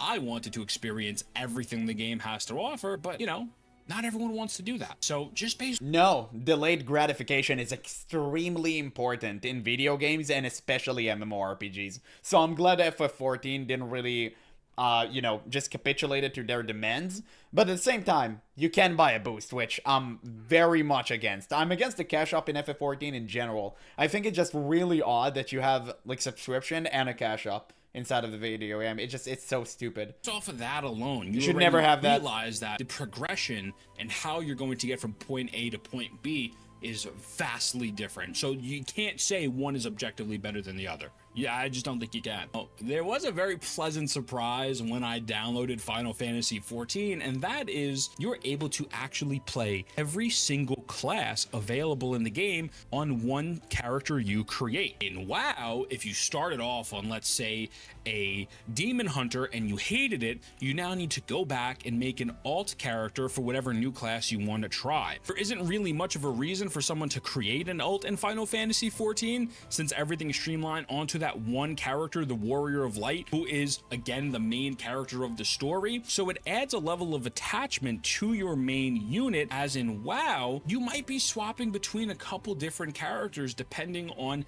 what classes you're playing. And I'm not saying you can't be attached to your character in World of Warcraft, because I know a lot of people are, especially in Classic, but it feels a lot easier to be attached to my Warrior of Light just due to the fact that he's a jack of all trades, while in World of Warcraft I'm swapping between different fucking classes over and over again that are just completely different units. Now, the classes in WoW seem to have way more depth than Final Fantasy XIV. Each class in WoW... Every class in FF14 is the same. And you can convince me otherwise. Maybe there are a few that are outliers, but every single class in FF14 plays exactly the same. It's going to have a distinct feel with multiple different spec trees, allowing the class to operate differently. For example, a warrior can run arms, which would be a two-handed weapon for DPS, a fury warrior being able to dual wield for DPS, or protection, which will allow you to tank. People's rotations can vary even if they're going to pick a similar spec, due to the fact that you have these skill trees where you're able to pick and choose what you want to put onto your hotbar. A lot of the times people will go to outside resources like Wowhead in order to just kind of find out whatever is the best for their role that they want to fill, but there is way more creativity and freedom in between each individual class in WoW as there is in 14. In Final Fantasy 14, let's say you pick a Dragoon, which is a DPS, most Dragoon players are going to have a pretty standardized rotation that is universal, since that is the most optimal way to play the class. Some people, this more in-depth playstyle of being able to pick and choose which abilities to use from the individual skill trees and multiple specs really adds a level of depth to the game that they really enjoy, while others like this Fantasy 14's combat and abilities being a bit more streamlined. One thing I have to note about 14 is... you do have ability bloat in FF14, but to be fair, World of Warcraft has it way worse, so it is something both games kind of need to pay attention to. But yeah, like FF14 is definitely way simpler to grasp, which many people, including myself, can appreciate. You still need to finish Endwalker. Dawntrail isn't bad. I love the environments in Dawntrail, especially the last zone. Listen, one day I might return to FF14 out of pure boredom. For now, I'm going to cling on the hope that Classic Plus would be somewhat good. Brother, it's way more flashy than WoW. Like these actual fighting animations in 14. Yeah, Realm Reborn is a slow burn. It's worth it though. When I sat down and looked at all. Realm Reborn is extremely worth it at the end. The moment you hit Heavensward, even before that, it becomes really, really good. All the jobs and all these abilities and the flashes and the particle effects is like, what the fuck am I playing? Like, what is this shit? But it's all fun and games until you're in a raid and some dickhead fucking blinds you, and then you actually have to turn off teammate abilities because shit is just getting too flashy and it's too chaotic. You don't really have that in WoW, and you don't particularly need it, but it is nice to look at sometimes. Like, you don't have that in WoW, brother? You really? Oh, okay, he's a new player. He's a new player, he doesn't know. But you literally need an add-on called Get the Fuck Out to make sure you're not stepping in pools of miasma. Okay, you literally need an add-on for that. And in case you don't know how the add-on works, basically whenever you step in something you shouldn't, the add-on go like, ah! And you're like, oh damn, okay, I need to move away. That's the add-on. And yeah, it's pretty much mandatory today. Damn, bro, my shit dripped the fuck out, but I'm At least, you know, to my knowledge. I don't know if they changed it. I'm pretty sure it's still viable in this day and age because I used it myself. also doing some pretty crazy moves. Like, it's kind of cool. Now, you've probably seen multiple patterns here, and one being that World of Warcraft, retail at least, is much more fast-paced than 14 and is really trying to get you to the destination as fast as possible, while 14 is wanting you to enjoy just the ride and the journey and not speed run to the end. And that speed of fast versus slow in some ways applies to gameplay. With Final Fantasy XIV, your global cooldown is going to be roughly about 2.5 seconds, where compared to WoW's is going to be around 1 second depending on the class. Now, gameplay in 14 will feel a lot slower at the beginning, in the first 10 to 20 hours, due to the fact that you only have a certain amount of abilities that you're able to cast, and you're not going to really get off cooldown abilities, which you can weave in between your combos until later on in the game. 14 Look how many abilities he has at like what, level 31?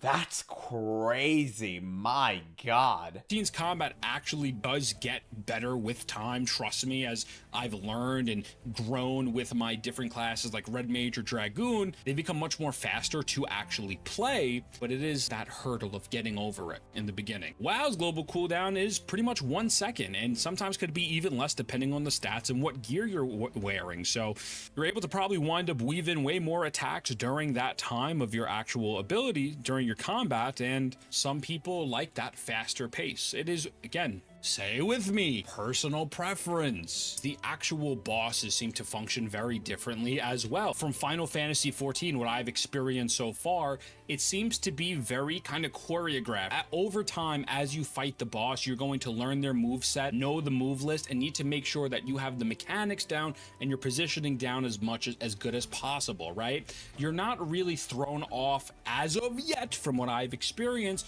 with things randomly out of the blue.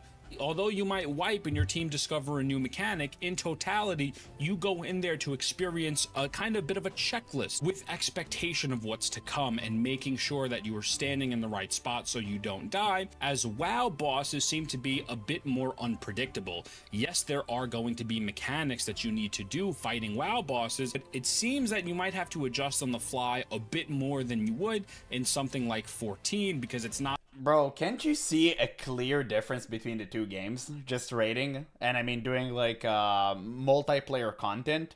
The FF14 player screen looked like a normal human being screen where you can actually see the boss and the mechanics and have fun doing them. And the WoW player screens look like that. What the fuck? Dude, how can this be fun to anyone? I'm embarrassed that I used to play this game.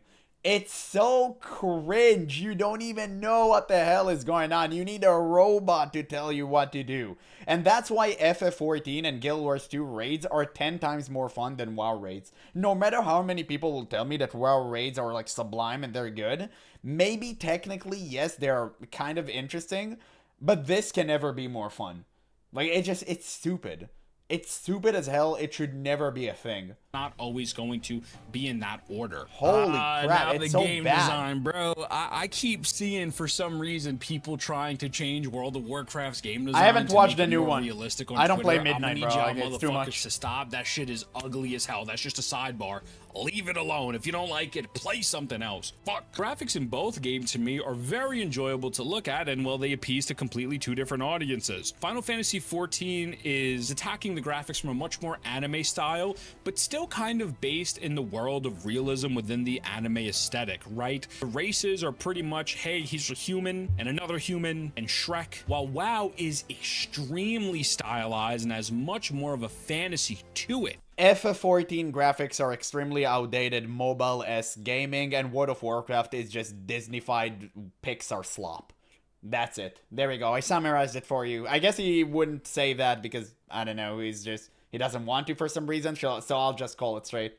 Both of these graphics are trash, and they need to be updated and changed immediately. Maybe not in terms of, like, World of Warcraft, maybe not in terms of, like, fidelity and stuff. I think the fidelity is okay. They definitely need to change their art direction. And with FF14 is actually the complete opposite. The art direction is good. I love how classes are looking, but they need higher fidelity. So it's kind of an opposite problem thing. You're going to have much more variety within the actual races and classes of each character. So what World of Warcraft has way less restrictions with their design, so they can make something extremely wild and outlandish that doesn't look like it would fit in, but would actually fit in due to the way that they have approached the stylized graphics of their game. I mean, dude, there's so much I haven't even talked about, right? I mean, the fashion in both games is vastly different. You know, there's, to me, Final Fantasy XIV is personally has my favorite glam system, just due to the fact you can pretty much create almost any character from any video game or anime, like Leon, Naruto, Michael Jackson. At the same time, though, there is tons of glam in 14 that could be very immersion breaking and make you feel like, what the fuck, this is standing out. How are me and this person playing the same exact game? Doesn't really bother me, but I could see the complaints of that, where WoW seems to be a little bit more grounded in realism within their own world. It truly, at the end of the day, boils down to the preference, right? So I don't think one game is objectively better than the other. If you had to ask me, right now I'm enjoying Final Fantasy XIV more, but I do plan to progress and give World of Warcraft even more of a try and try to make it as high as I can in Mythics. And then you'll immediately understand that FF14 is objectively better than retail World of Warcraft. But yeah, I mean, great video, guys. I'm gonna leave a link so you guys can watch it for yourself and give it a like. This was pretty interesting. It was a fair comparison. Definitely. He was actually being really, really fair. I like that. He gave both games similar amount of time. Clearly, he's enjoying FF14 way more, as he should, because retail suck. And yeah, I'm glad to see it. I'm just glad to see it. The thing that irked me about FF14 was the zones just being empty. If you haven't reached the final zone, then yes, I agree. But the moment you reach the final zones, you see a ton of players. A ton of players. But because this game is like super linear, all the players are at the top. Now, if you want to do lower level content, you'll always find people because of the mentorship system, and that's awesome. But when you're walking out in the open, you're not going to see that many people until you hit the end game, and then you'll see plenty. Wait, not true about FF14 graphics. Dawntrail gave a graphic overhaul with better textures and detail. You can see sunlight trying to go to your ear in real life. A flashlight behind your finger. Oh, you're talking about like the lighting? Yeah, I heard they improved that. The problem isn't like the lighting and stuff. The problem is generally how the game look. You can run the game on PS3. And I know they disabled it on PS3, but not because of technical limitations. It's because the game just, you know, nobody has PS3 anymore, right? It's really bad looking game. There's no way you can defend it. And if you somewhat defend this game as like not looking bad, it seems weird, man. It seems disingenuous. Everyone knows that FF14 looks like shit. Everyone knows that. It's garbage, it moves like garbage, and that is the only thing that prevents the game from reaching the heights it deserves. If FF14 got an engine update, I would be playing the hell out of it. Many more players like me would have played it. But they never did it, and that's why they never got to any more players, and the game just started slowly falling down. And it's very, very unfortunate, because at a certain point, the game was doing better numbers in World of Warcraft, and I was happy for it, because the game is good. The game is fantastic, and I want to play it again. I just can't. I really can't. Yeah, are these the graphics? Exactly. Exactly. I mean, it is what it is. So yeah, it is unfortunate because I'm dying to play FF14 again. But it's just, it is what it is. Like, what can you do, right? Like, what can you do? It's very, very unfortunate. Very, very unfortunate. And believe me, I want to play that game more than anyone else. I think Guild Wars 2 has the worst engine problem. The game doesn't work properly on modern hardware. My new PC runs it worse than my engine one. Yes. Yes. But Guild Wars 2, you know what? At least it looks fantastic. In my opinion. In my opinion, the game looks fantastic. The problem with FF14, not only it moves like trash, it just looks like trash. That is the problem.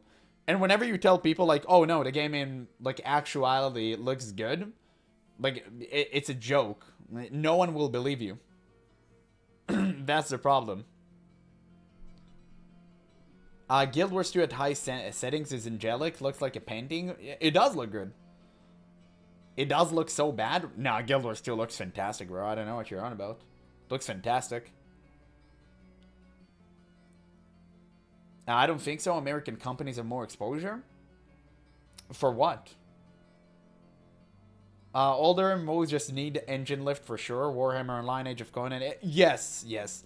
I agree. And when you say facelift, I hope you don't mean like Unreal Engine slop upgrades. I mean you like genuinely. Like just a new art direction and stuff. Truth be told, I'm comparing to my main MMO Black Desert. Well, yeah, there's your problem. If you compare, no MMO looks better than like Black Desert Online. Obviously, Black Desert took looks and visuals to the next level. But that's pretty much the only thing the game has going for it. Every other thing is shit. And a lot of people don't like Japanese game controlling the game market. Listen, Japanese games, it depends, right? Because Souls-like games are Japanese games and they're like 10 out of 10. They're 10 out of 10. From Software, absolutely cooked. If you're talking about multiplayer games, then maybe just card games are really good. Lord of the Rings Online is in the process of updating all the characters' models. Oh, really? That's interesting. I need to try out that game. As a raid addict, I want to love FF14 so bad, but damn, 400 plus hours of slog and duty combat system and engine. Yeah, I know. I know. Listen, for me, I'm a very much story-first player, so I played FF14 because the story was really good, in my opinion. I really enjoyed the story, so I didn't care. I didn't care, but that's me. I know that people really want, like, really, really good combat, and it deters them. I get that. I feel you. But for me, because the story was really, really good, I continued playing. Yeah, not Unreal Engine slop, of course. Yeah, Latro is goated. I know a lot of people moved there after Turtle WoW shutdown for a more classic MMO experience. I'm going to try it out. One day I'm going to find a day I'm going to try it out. For sure. For sure. But I can feel what you're saying. It's just such a damn shame that FF14 like isn't like that good. I really want to come back to the game. I thought of it. And I really enjoyed playing tank and playing like my Gunbreaker. But the problem with FF14 also is that I don't get to show like the new player experience because I already played it, and I think not many people would tune into that stream. Because if you're watching from minute 1 with me, it's fine. Because we all get to learn the game together and we get to experience stuff. But since I've already experienced everything, I don't think it's going to be fun. So, what the fuck? Oh, Umentov with the donation, man. You really, dog. I'm gonna be honest with you here for a second. I'm gonna keep it a buck. You really need to stop donating, Chief. Like, just enjoy the stream. It angers me that you donate money. Don't lose your money over a shithead like me. Just enjoy the stream. It's free, brother. But thank you. I appreciate it so much. Like, you really don't have to donate. I'm being dead serious. You don't. You just stop. Like enough. You lost enough of your money. I will shill for BDO. Everything about the game is actually fucking awesome, except for the pay to win. But yes, it's still grindy. Brother, I played BDO for like 3 hours. I just wanted to like off myself. It was so bad. Everything about this game is trash, in my opinion. If you like it, like, good on you. I didn't like everything except the combat.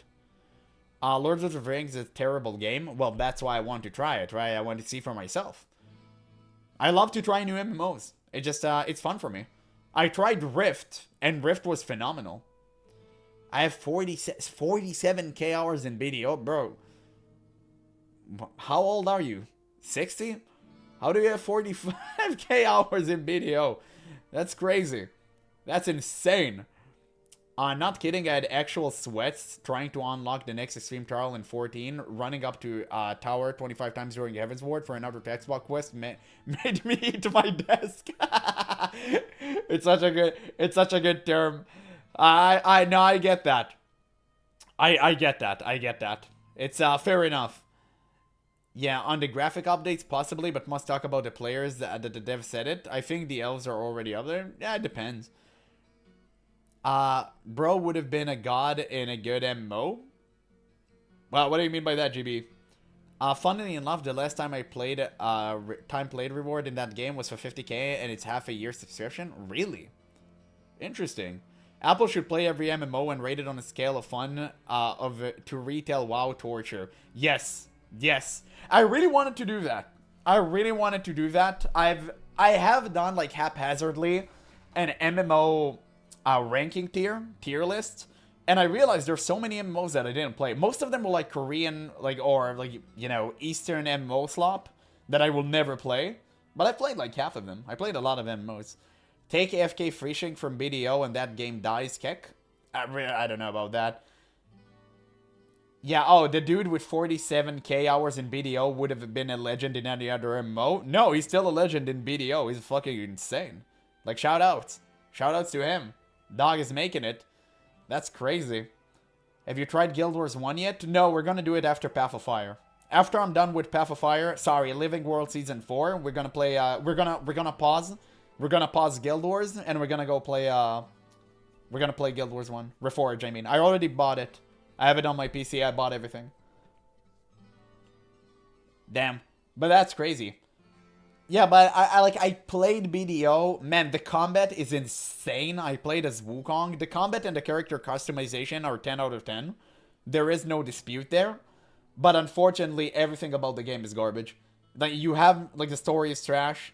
Mobs literally just AFK standing next to each other. They don't deal you any damage because they're there to be farmed. And, yeah, everyone is surprised, like, 47k hours? What the fuck? Bro has been up for eternity playing BDO, which is, crazy. Wukong is my main tag? Fucking based.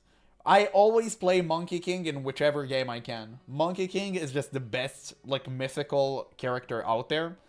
And I always play that. Yeah, isn't it a full life? That's what I asked him. Wait, let's calculate that shit. Let me calculate that shit. How many hours 47k is in days? What the fuck? Wait, okay, let's do it in years. It's 5.36 years. Oh my god, it's 5 years of concurrent playing. What the fuck? It's insane. Holy shit. I just have 1k in BDO on my break from Guild Wars 2. Still. Oh, wow, dude, you have so many days. Holy shit. Man, you're dedicated. I mean, if you love the game, you love the game. What can you do? I'm assuming you played since release, right? What makes sense to me? I mean, also, don't you think that the crafting system is trash? Just like a normal question. Don't you think that the crafting system is absolutely abhorrent?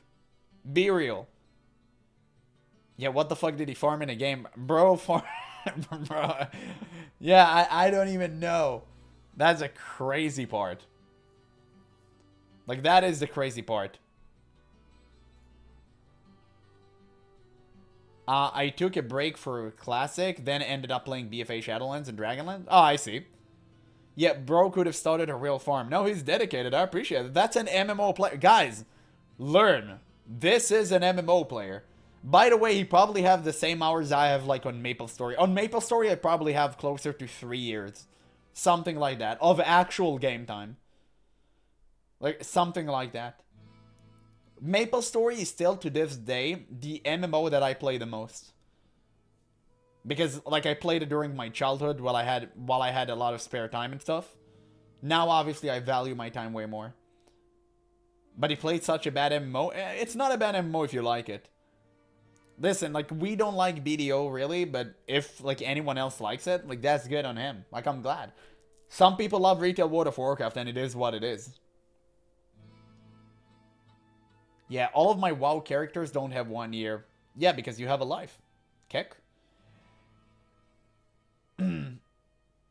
Yeah, pay to win in the enchantment system, and some people like, some don't, the grind. Yeah, exactly. MMO player with 5 years of game time, it's not perfect. No, because he's being honest. He's a fucking base Giga Chad. If he came here and chilled for the game, knowing it has problems, he would have been looked like an idiot. But he actually knows that games have problems, and he loves the game nonetheless. If someone tells me, listen, I know that retail WoW is completely absurd, but I love it anyway, I'll be fine with it. It is what it is. The problem I have is people defending it.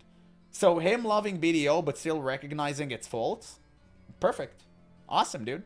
Like, you're allowed to do that. No problem. I love certain MMOs due to its flaws. I loved MapleStory back in the day. It was my entire livelihood. And I fucking loved it to the death, and it had many, many flaws. It's just a matter of if you're willing to accept them or not.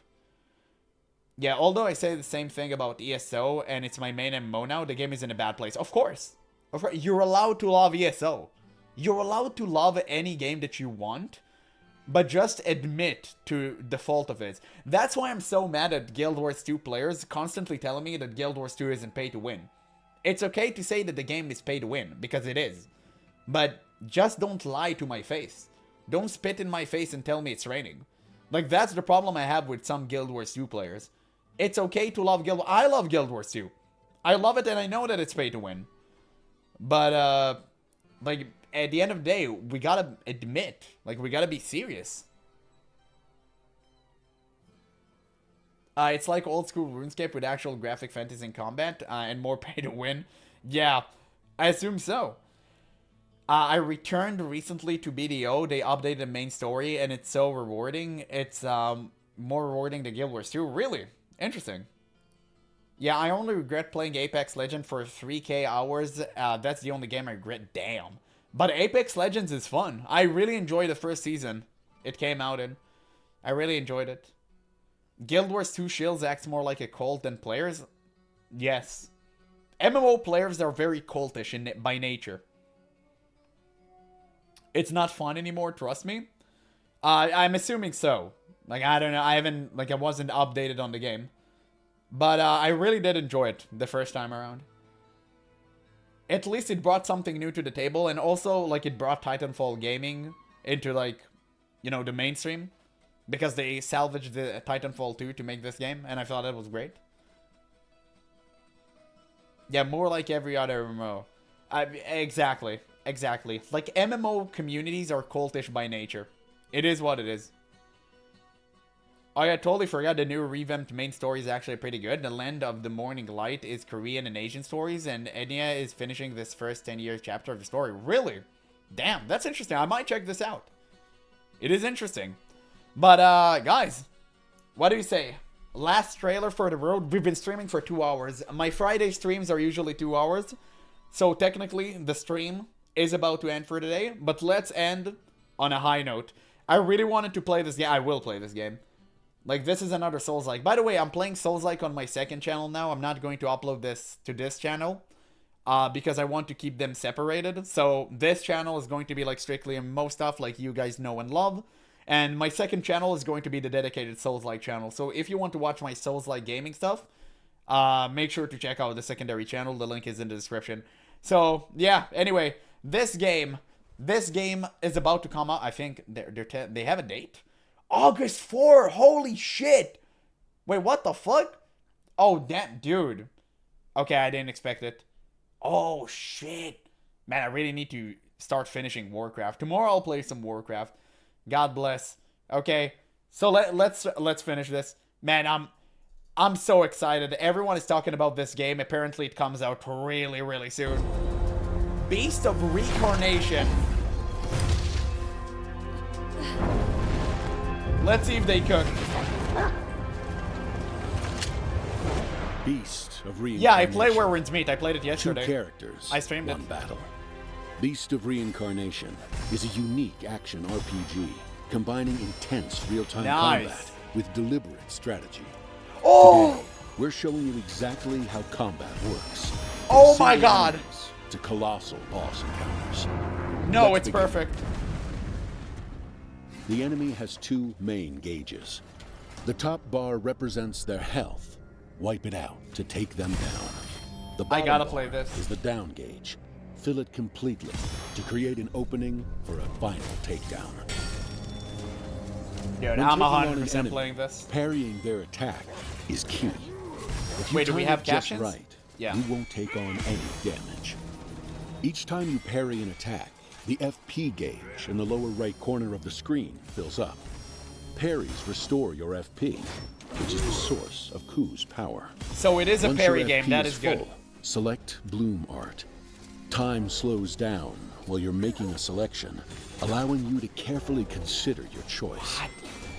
Dude, it's like combining a Souls-like game with Expedition 33. It's When a special incredible. attack What? is successfully executed, the enemy's stun gauge fills up significantly. This gives us the ability for the one-hit finish. Next up is a team battle. Even when surrounded by enemies, what we have to do remains the same. Here, we select Higanbana, roots, a technique that can restrain up to 3 targets simultaneously. The enemy's movements have stopped. Ku initiates the attack, and Emma finishes them off. Dude, this that's coordination insane. between the two of them That's is crazy. fundamental to team battles.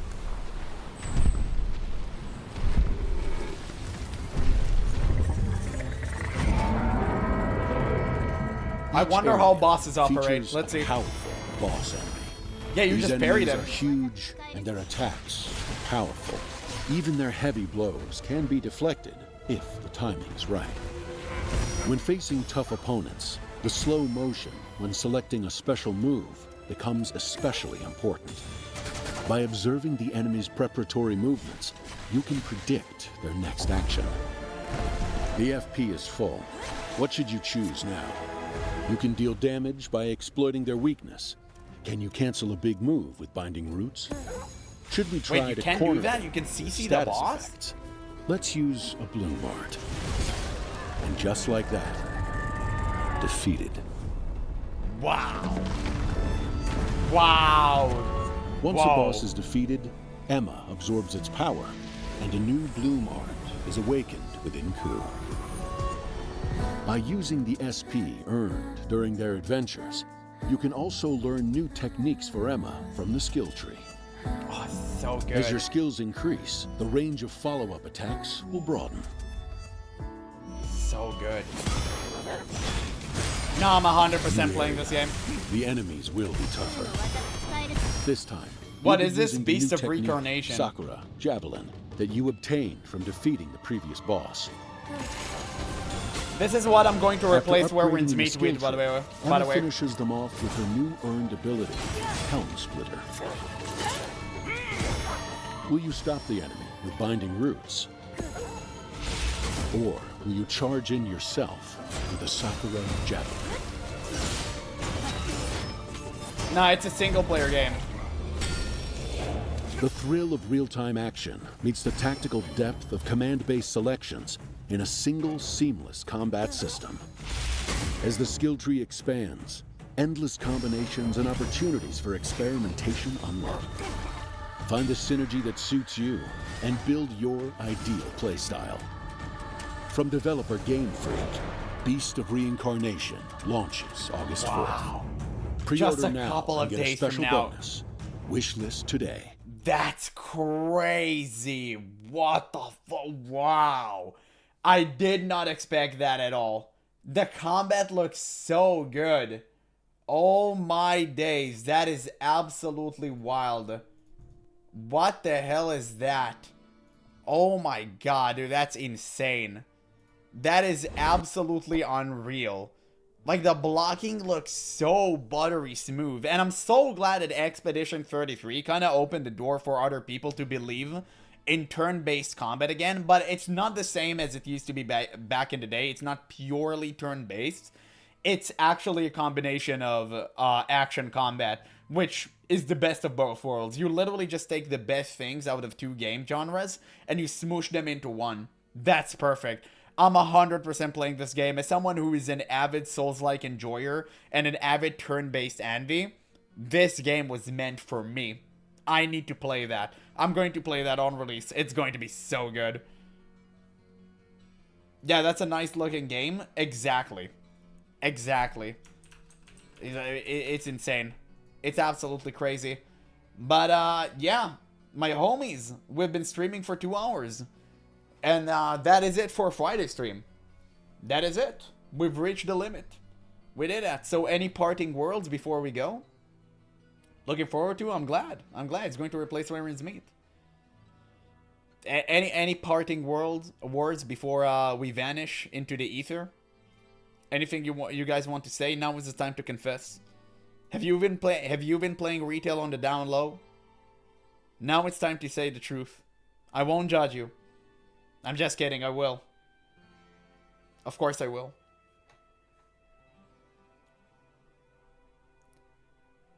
Yeah, only 2 hours? Lol, just kidding. Yeah, it's okay. Fridays are just 2 hours. Fridays, I usually don't stream. And if I stream, it's like only for 2 hours. I can't do more than that. Ascension Gamer? Nah, I wish. I wish. Brother, if this was allowed, I would have been streaming Ascension like every single day. Mr. Apple, you need to know Black Desert has the BlizzCon of our game in a few hours. The Haydal Bowl, even if you don't play it, it's a big MMO event. Maybe I'll check it out tomorrow. Sure, I mean, I kind of need to sleep.